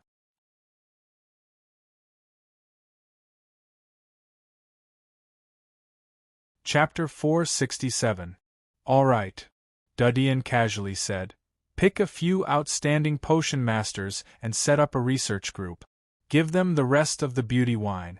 I'll write down the analytical formula and give it to them. Let them follow the formula. Analytical formula? Hawkeye was surprised. Do you understand potions? Dudian waved his hand as he didn't want to waste time with him. Hawkeye responded and turned back. Dudian took out a piece of paper and wrote down the distillation method and chromatography method. He threw it to the side. He didn't intend to delve into the field of poison analysis. In fact, he didn't even think about how to run the 9th region. The 12 districts of the Dark Church, no matter which district, in the end, is just a chess piece in the hands of the monastery. Moreover, it's just a stepping stone for the Holy Church. No matter how good one's performance is, they can only be called the king on the chessboard. Their whole life is controlled by others. If they immerse themselves in it and enjoy it, that's the greatest tragedy and stupidity. If you want to get rid of the control, then you have to cut off the player's fingers. Du Dian's eyes flashed with a trace of coldness. The monastery made him return to the outer wall. It would be the most regretful thing for the monastery in the future. This time he would make good use of the resources and time in his hand. He would build enough strength to compete with the inner wall before the next crisis came. This power didn't come from the Dark Church nor the Holy Church. Even if he used the entire power of the outer wall, they wouldn't be able to compete with the inner wall. He had to use the power outside of the chessboard to overturn the chessboard. He called Hawkeye, who was outside. Elder. Hawkeye held the list of potion masters in his hand as he looked at Du Dian. He didn't know what the new elder wanted him to do. Hawkeye had a little fear in his heart. The new master had a completely different style from Carrie. One was arrogant while the other was low-key and cautious. Du Dian asked, "How many God's blessings do we have in the warehouse?" Hawkeye didn't understand. "I haven't counted it recently. But the last time I counted it was enough to upgrade 7 intermediate knights to Grand Knight." "What do you mean?" "I want all of them." Dean glanced at him. "Don't end your sentence with a question." Hawkeye's heart jumped, bowed his head and said, "Yes." "Go, bring it to me as soon as possible," Dean said. "In addition, if there is a sale on the market, buy it. Don't worry about money. Tell me when there is a shortage." "Yes." Hawkeye nodded, but he was secretly surprised.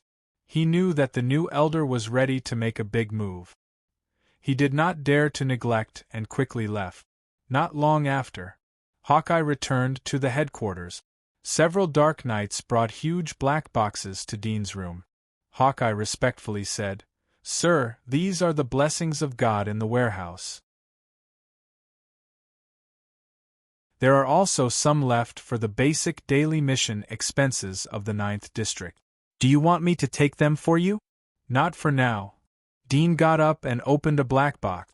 It was full of old-fashioned syringes. The syringes were filled with a pink liquid like diluted blood. It was God's blessing. Hawkeye looked at Dean's expression. He waved to the Dark Knights who were responsible for the transportation and signaled them to leave. Hawkeye carefully looked at Dean after all the people left. "Elder, is there anything else you want me to do?" "No, you can go out." Dean squatted down and gently stroked the old-fashioned syringes. Hawkeye looked at him and left the room. He closed the door and saw Dean put back a syringe of God's blessing into the box. Click. The door was closed. Dean picked up the syringe of God's blessing and rolled up the sleeve of his right arm. He pondered for a moment before inserting the syringe into his blood vessels and slowly injecting it into his body. He had learned the knowledge of the old era, so he knew about the serious consequences of blood-type conflict. He knew about the abnormal changes caused by the genetic conflict. He felt a chill when he first saw the so-called God's blessing when he was a scavenger. He always felt that this thing was extremely imperfect. Moreover, it was hiding something terrible or a conspiracy. He couldn't believe that the giant wall world could solve the problem that couldn't be solved in the old era. However, with the passing of the years, as well as the years of contact and understanding, he knew that absorbing the blessings of God was the only way to become stronger, even if the ultimate price was destruction.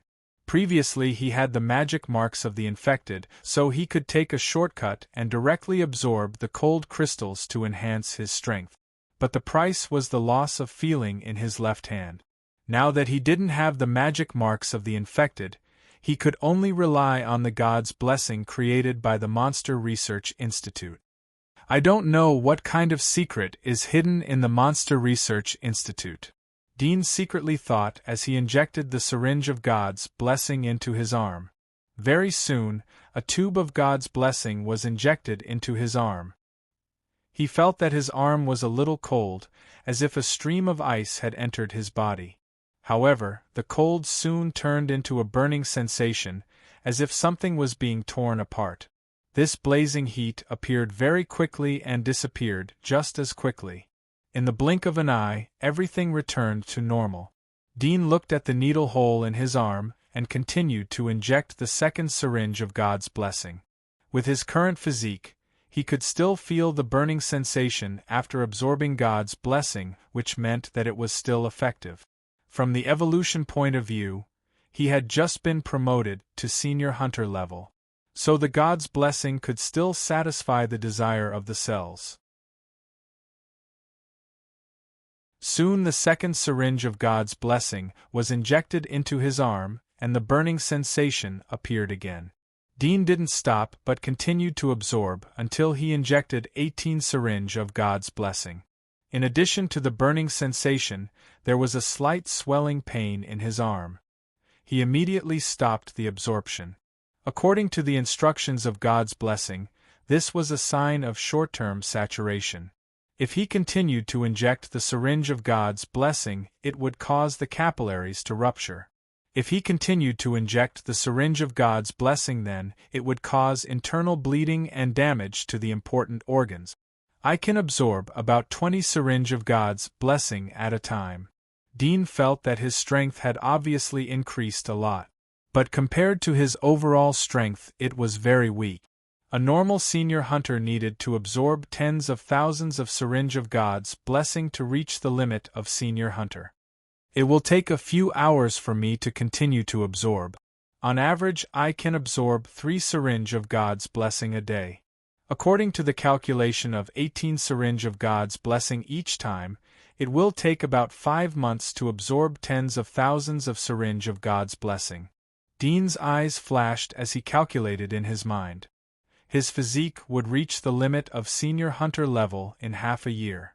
At that time he would be able to show the strength of the splitter magic marks, which would be further enhanced. At least he would be able to surpass Francis, who was the captain of the Saints. This kind of speed of improvement was considered slow for him. But this was the normal efficiency of the people in the outer wall and even the inner wall. Even if there was a continuous supply of resources, it was impossible to become fat in one bite.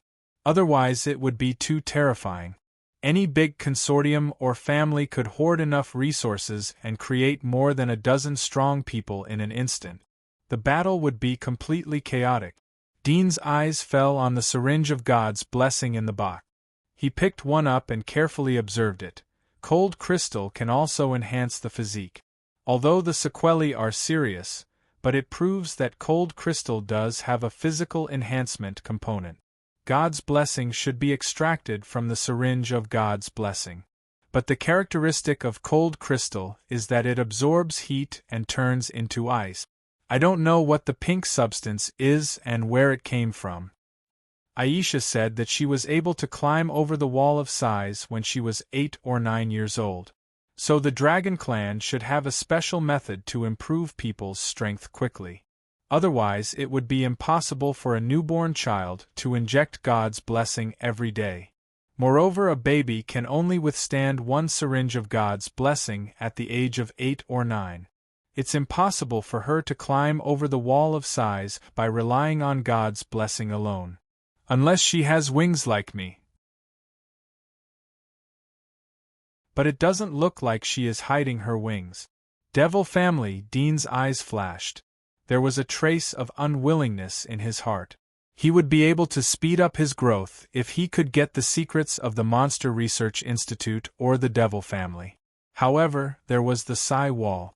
Even if he could sneak into the inner wall, it would be difficult to sneak into the Monster Research Institute and steal their secret.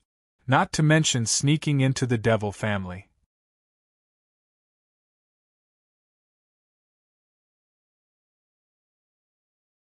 Chapter 468. Elder, 5-star alchemist Angelia has come to see you. Hawkeye's voice echoed from outside the room. Dean returned to his seat. Let her in. The door was pushed open after a moment. Hawkeye led Angelia into the room. Angelia was wearing a black dress and white cotton gloves. Dean didn't raise his head to see the appearance of the 5-star alchemist. What made him slightly raise his eyebrows was that the information showed that this woman was over 60 years old, but looking at her appearance, there was no shadow of a 60-year-old woman. She was a mature and beautiful young lady. However, thinking of her identity as a life alchemist, Dean was surprised. He looked up at her. If it wasn't necessary, he didn't want to expose any of his abilities. Even if it wasn't a full-range view, he didn't want to expose any of his abilities. "Greetings, Elder." Angelia bowed her head and smiled. Her eyes inadvertently glanced at Dean. She quietly remembered his appearance. Her heart was full of surprise. She could feel that the new elder didn't seem to be old. His body exuded a strong vitality. Dean wore a mask. His eyes were indifferent. "I accept your apology. You can go back. Everything will be fine as long as you follow the rules." Angelica didn't expect Dean to be so direct. She responded with an elegant smile. "Elder, you are really a straightforward person. I didn't attend the meeting today because I was delayed by something. I hope Elder can forgive me. This is a small gift that I have prepared for you. I hope Elder won't reject it."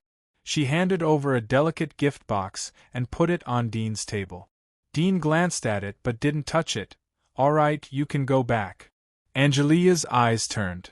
"Elder, I heard that you want to make the 9th region one of the top 5 regions in 6 months? Do you have any objections?" Dean looked at her. Angelia replied, "No, I just admire Elder's courage. If there is anything I can do for you in the future." Dean waved his hand, too lazy to be polite. Angelia smiled awkwardly and left. Hawkeye looked at Dean after sending off Angelia. "Elder, Angelia has come to apologize. Shouldn't she be reinstated?" Dean glanced at him.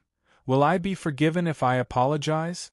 The only function of an apology is to highlight the existence of forgiveness, and in my case, forgiveness has never appeared." Hawkeye's face slightly changed as he bowed his head. "Sir, this subordinate knows his mistake. Go ahead."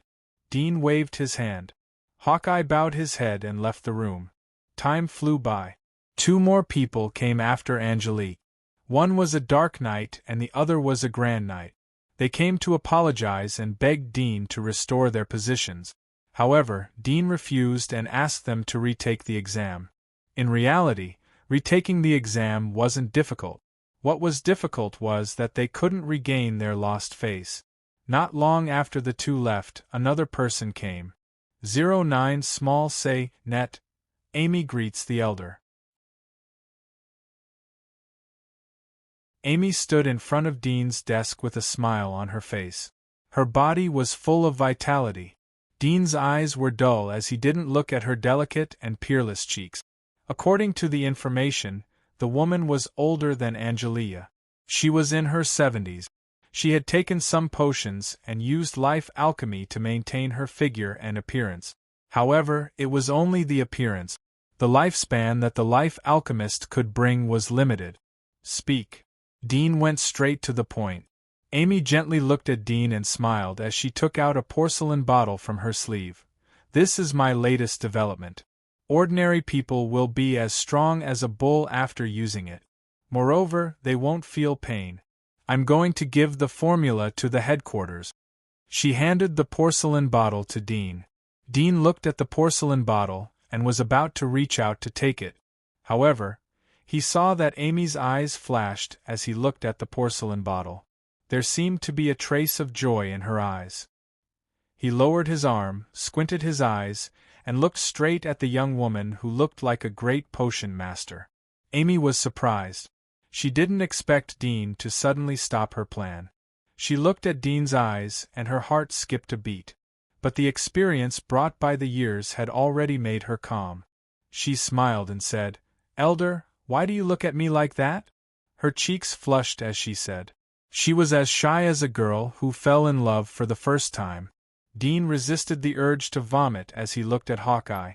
"You can have it. I don't need it." Hawkeye had been following Carrie for a long time, so he had learned how to read people's expressions.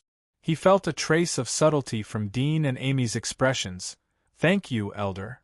As he spoke, he stepped forward to receive it, but as he did so, he took out a handkerchief from his bosom and wrapped it around his hand, saying, "It would be bad if such a precious thing got dirty." Amy's heart sank as she put away the small porcelain bottle. "I'll give you another one if you don't like it." Dean felt that his guess was confirmed. His eyes flashed and he said in a cold voice, "Since you have given it out, how can you take it back? Hand it over." Amy's face changed as she bit her lower lip. "Elder, how can you bully me like this?" Dean's eyes were indifferent. He didn't soften because of her charming expression. "Do you want to keep the bottle or your hand?" "You." Amy's face turned ugly. It was obvious that Dean had seen through her thoughts, but she didn't know how he knew. She was angry and scared. "Elder, you can't do this to me. I just didn't come today. Hawkeye, take her down!" Dean shouted. Hawkeye's mouth was bitter. He didn't want to provoke a potion master. She was definitely a viper. But because of Dean's order, he could only bite the bullet. "Master Amy, hand over the thing." Amy gritted her teeth. "Try and touch me." Hawkeye smiled bitterly. "I have long heard that your whole body is poisonous. Every thread of your dress is made of silk mixed with spider silk and soaked in venom. I don't have the antidote, so how could I dare to touch you? It's good that you know." Amy's face was gloomy. "Why are you doing this to me?" Dean indifferently said, "Are you still holding on to the last glimmer of hope? You want to poison me to death and seek refuge with a new master?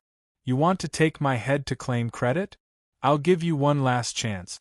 Tell me your value and maybe I'll let you live." Amy's face changed as she heard Dean say "old life." She was so angry that her face was distorted. She clenched the porcelain bottle tightly. "You damn bastard! You are lucky that you didn't fall into my trap. If I had known earlier, I would have directly pounced on you and let you have a taste of the rotten intestines poison. Do you dare to kill me? You won't shed a tear until you see the coffin." Dean sneered, grabbed a pencil from the table, and threw it at him. With a thud, the pencil suddenly hit Amy's hand that was holding the porcelain bottle, piercing through her wrist. Amy screamed in pain, and the porcelain bottle in her hand fell to the ground. It shattered with a bang, and the inside was filled with powder. She hugged her hand and screamed like a pig being slaughtered. Her voice was loud and ear-piercing. It seems that no matter how beautiful a person is, their screams are equally unpleasant, Dean said to Hawkeye. Hawkeye was stunned and smiled.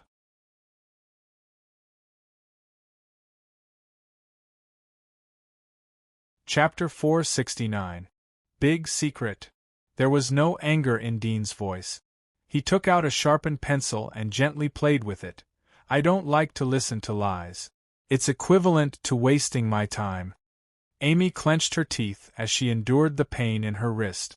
There was a trace of hatred in her eyes as she said, "I know that one of the bishops in the Holy Church is a member of the Dark Church. Moreover, his position here is not low. If we expose his identity to the Holy Church, then the Holy Church will definitely investigate us. This will make the Holy Church lose a general, and the other regions lose a chess piece." She stared at Dean. There was a pitiful look on her face, but there was sincerity. Dean shook his head. He wasn't interested in such news after coming into contact with the monastery. Not to mention the problem of a bishop. The old pontiff was the supreme speaker of the Dark Church. Such news was useless to him. The old pontiff should know the identity of the bishop better than anyone else. He didn't pick out the bishop. Most of the time it would be used as a negative example. He would let the bishop play its value at the right time. All the small movements were under the watch of the old pope. He was also under the watch of the monastery. The only pitiful thing was that the believers were loyal to their faith and the Dark Church.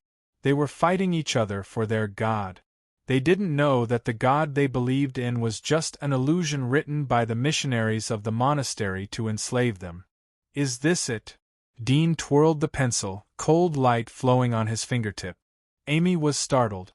She had been staring at Dean's eyes, but found that when she said the shocking news, the latter did not respond at all. Even his eyes flashed with a trace of disappointment. She asked, "Elder, do you know about this news?" Dean glanced at her. "There is no way to distinguish whether the news is true or false. If my guess is right, then the bishop is not the elder you want to rely on. The next step will be for you to give out the district he is from. I will think that I have the evidence of the elder and negotiate with him. It would be best if there is a conflict so that you can rely on the new elder. You can also retaliate against me, right?" Amy's expression changed slightly as she hastily said, "How could that be? Elder, you're thinking too much. This news is absolutely true. I have conclusive evidence. Let's talk about something else." The pencil in Dean's hand gently tapped on the table. Amy's words came to an abrupt end. Amy's expression changed for a moment before she said, "Elder, if you punish me, then our 9th region will lose a great potion apothecary.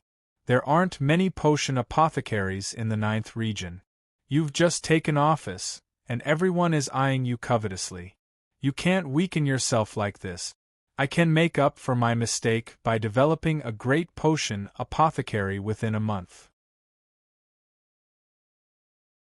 I'll also sell the formula to you at the lowest price. It seems that you don't know me. I only want everything." Dean waved to Hawkeye. "She attacked an elder. Take her to prison and configure a set of tools for a great potion master. Let her study in prison."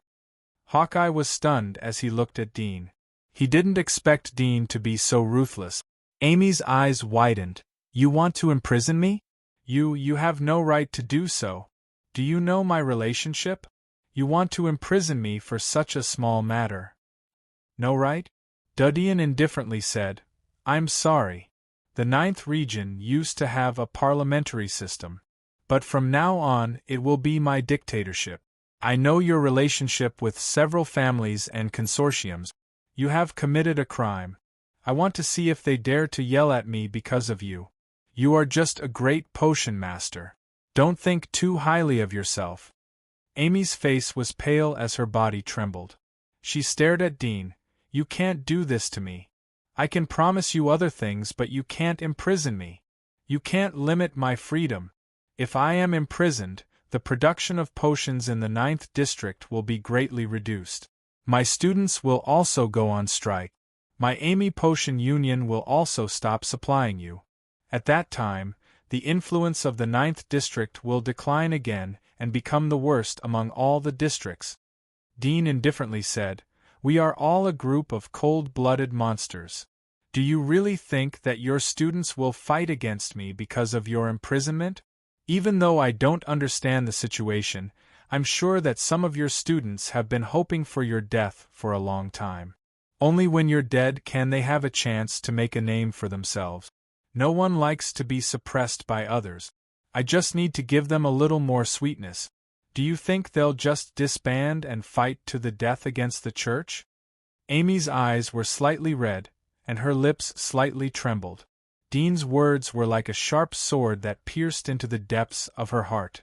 Of course, she knew that most of her students would not do such a thing for her, except for a few. The so-called teacher-student relationship was as fragile as a piece of paper in front of a behemoth like Dean. However, she didn't expect Dean to be so crazy and overbearing. He dared to be so tough as soon as he took office. "You will definitely suffer losses if you imprison me." Amy took a deep breath and gritted her teeth. "You want to restrict my freedom? I would rather die than make potions for you." Dean gently tapped the pen on the table. His words were as steady as his rhythm. "Don't say that you would rather die. Death is not so terrible. Barely surviving is the most painful thing. I advise you to be obedient. Otherwise, your delicate face will soon be gone.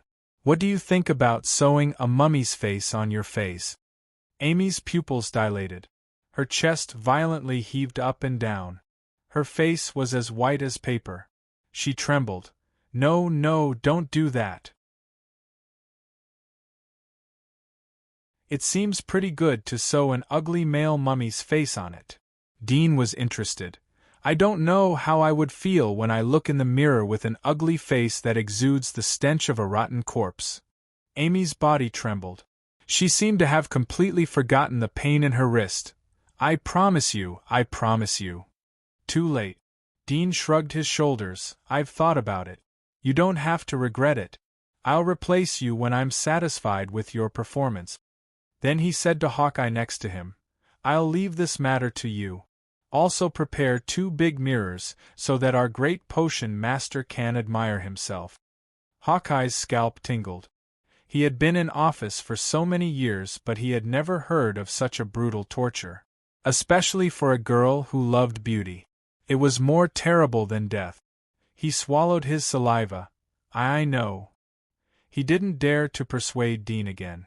Although they had just met for a short time, but the impression in his mind was that the new elder was a brutal devil. Moreover, he was crazier than all the other devils. No. Amy screamed in horror. She saw that Dean was serious. I beg you, I am willing to do anything. Don't do this to me, I beg you. You have to pay the price for doing something wrong. Dean indifferently said, Since you think that poisoning me is a trivial matter, then this matter is not worth mentioning. You better give up struggling. You won't be able to escape today. You won't be able to escape from here. You won't be able to escape even if you have wings. By the way, this idea came from a madman I met many years ago. You should thank him. No. Amy screamed. Dean glanced at Hawkeye. Why are you still standing there? Hawkeye smiled bitterly. He didn't say anything, but his figure suddenly moved and appeared in front of Amy like teleportation. Bang! Amy just reacted and looked at him in horror. The next moment, her vision went black, and she fell to the ground. Hawkeye took off the handkerchief and looked at Amy, who was in a coma. He turned to Dean. Elder, I'll call someone to move her away and change the carpet. Dean looked at him meaningfully. He was worthy of being Carrie's confidant. Carrie had served as his secretary and bodyguard. He should be the strongest in the 9th region. He should be at the top of senior hunters, or even stronger than them. It should be because of his magic marks. No wonder Carrie had put him in an important position. It didn't take long for Hawkeye to find Dean again after Hawkeye took the unconscious Amy out. Elder, the chairman has come to see you. Chairman? Dean narrowed his eyes. Why did the old pope look for him so soon? Bring him in. Yes. A figure covered in a black robe, wearing a black hood and a mask, came into the room. His whole body exuded a cold aura, but the heat in his body was as strong as fire, not inferior to Hawkeye next to him, even a bit stronger. A person at the same level as a saint? Dean looked at Hawkeye. You go out first. Yes. Hawkeye respectfully left. Greetings, Elder Devil King. This is the letter from the chairman.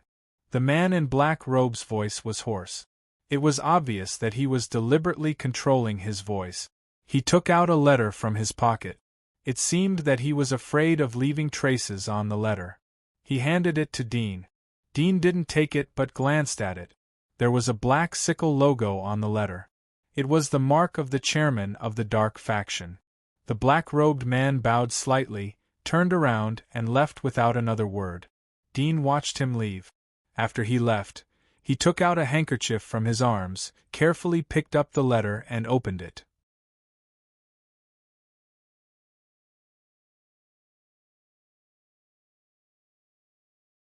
Chapter 470.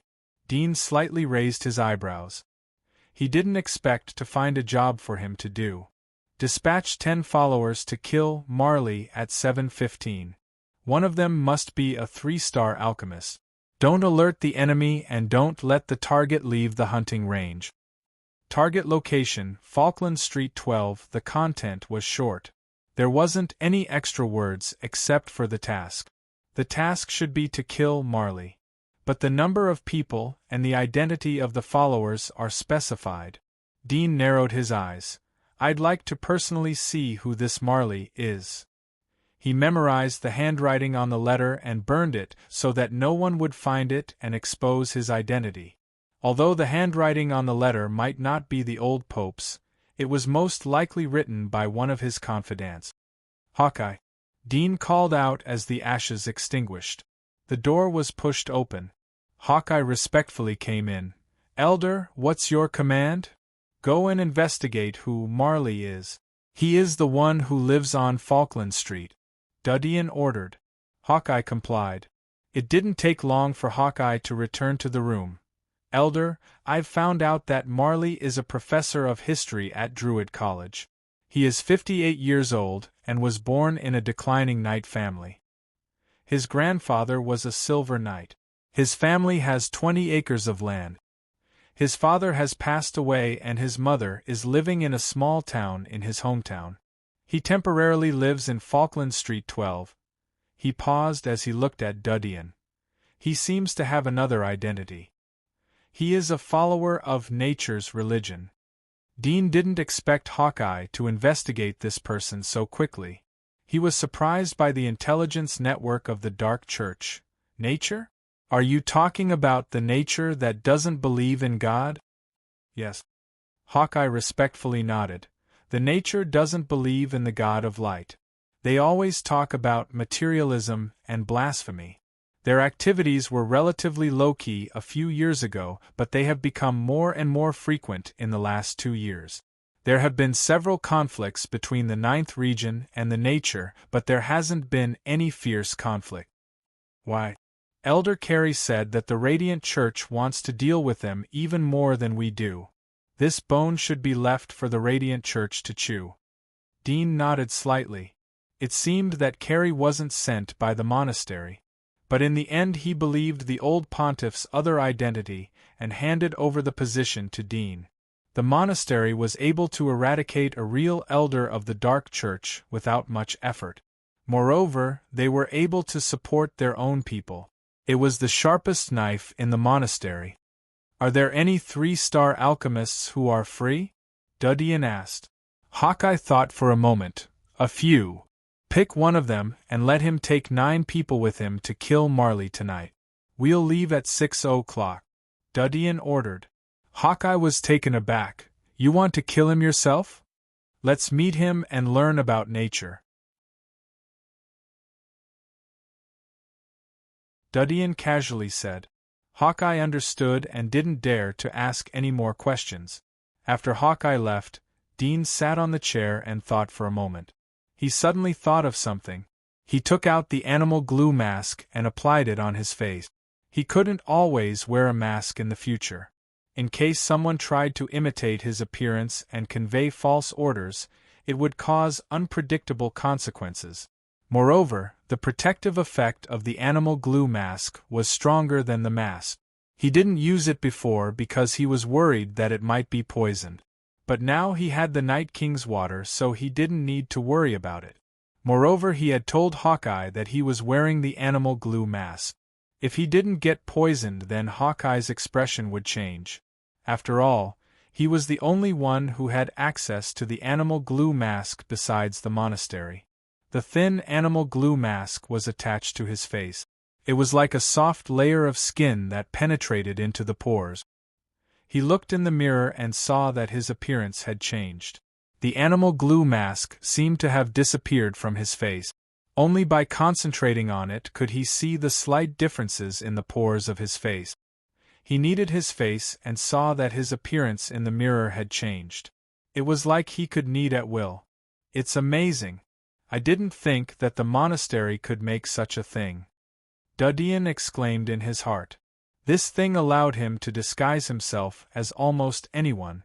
In this era where the detection methods were weak, it was simply a weapon to commit crimes. However, it would be fine if the magistrate didn't alarm the punishers. Once the punishers got involved, it would be impossible for him to hide from them just by changing his face. After all, the face could be changed, but the smell emitted from the pores was difficult to hide, unless he wore other perfumes all the time. "My voice doesn't sound like an old man. I should change to a young face." Dudian kneaded his face in front of the mirror. Time passed by in a hurry. It was 6 o'clock in the evening. Trun and his 9 friends were waiting by the carriage outside the manor. From time to time he would look at the time from his pocket watch. His heart was full of tension and excitement.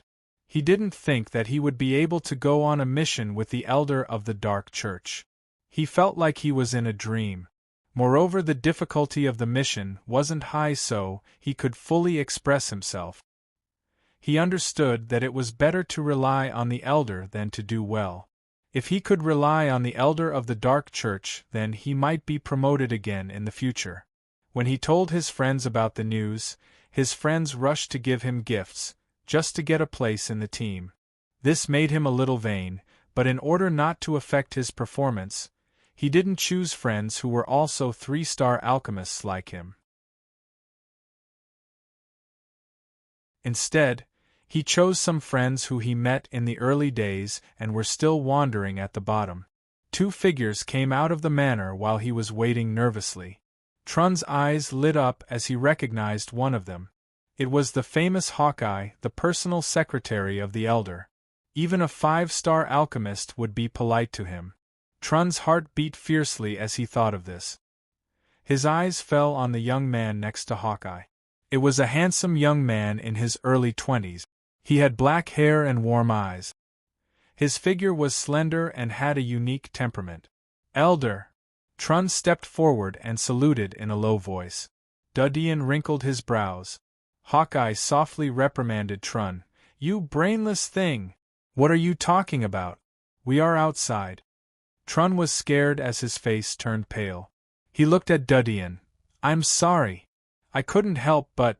Dudian was too lazy to pursue the matter. Is everyone here? Get ready to go. Yes, everyone is here. Trun replied in a trembling voice. Dudian nodded and sat down in a carriage.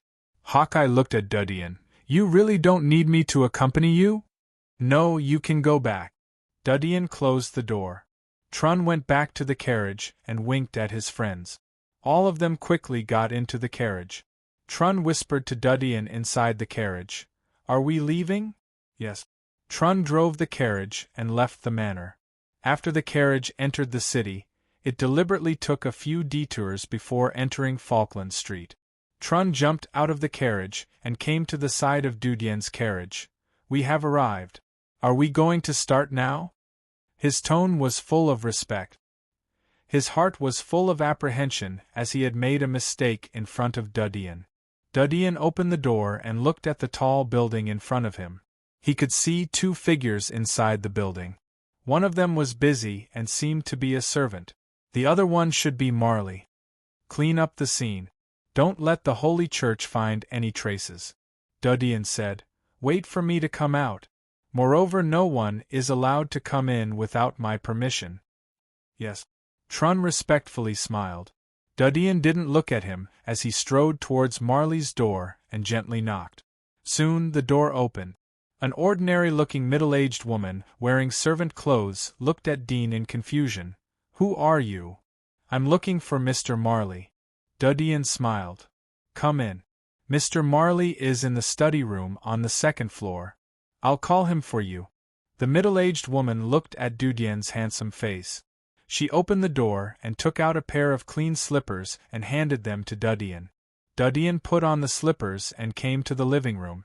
He was surprised to find that the living room was full of bookcases.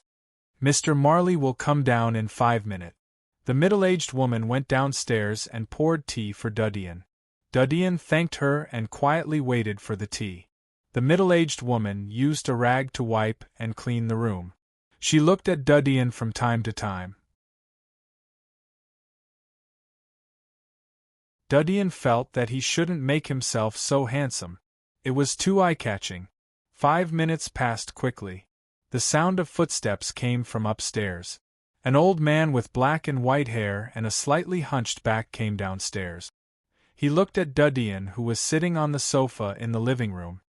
He was somewhat puzzled, but seeing Dudian's extraordinary clothes, he came over and pushed the glasses on the bridge of his nose. You are? Dudian smiled. Hello, Mr. Marley. I'm an elder of the 9th region of the Dark Church. The polite smile on Marley's face froze. He was startled. He was startled because of two reasons. First, he had never heard of a member of the Dark Church who was hiding in the dark. But now, he had formally introduced himself to others as if he wasn't from the Dark Church but the Knight's Hall. Second, he didn't expect that a member of the Dark Church would be sitting in front of him. Moreover, it was an elder-level big shot. Dark Church? At this time, an astonished voice sounded from the side. It was the middle-aged woman who cleaned the place. Her face was filled with astonishment as she stared at the handsome young man on the sofa with disbelief in her eyes. But soon, a great fear surged out and she reacted. Just as she was about to open her mouth to scream, she suddenly felt a pain in her neck. Her vision suddenly turned black and she fell down. Blood spurted out from her neck and quickly spread on the ground. Dudian raised his arm. It seemed that he was holding something, but it was gone. The white plate under the teacup that the middle-aged woman handed to him was gone. The plate was dyed red. Dean smiled as he looked at Marley. There seemed to be a force in the depths of Dean's gentle eyes that pressed down on Marley's mouth. Marley's mouth was slightly open but he couldn't make a sound. You. Marley's body slightly shook. His face was pale as he turned to look at the middle-aged woman who was lying on the ground. He looked at Dudian in anger as he clenched his fists. It seemed that he was restraining himself but he was afraid. What are you going to do? You're tuning in to the Phoenix Knights YouTube channel. Don't forget to subscribe and join us on this journey to catch the most captivating stories.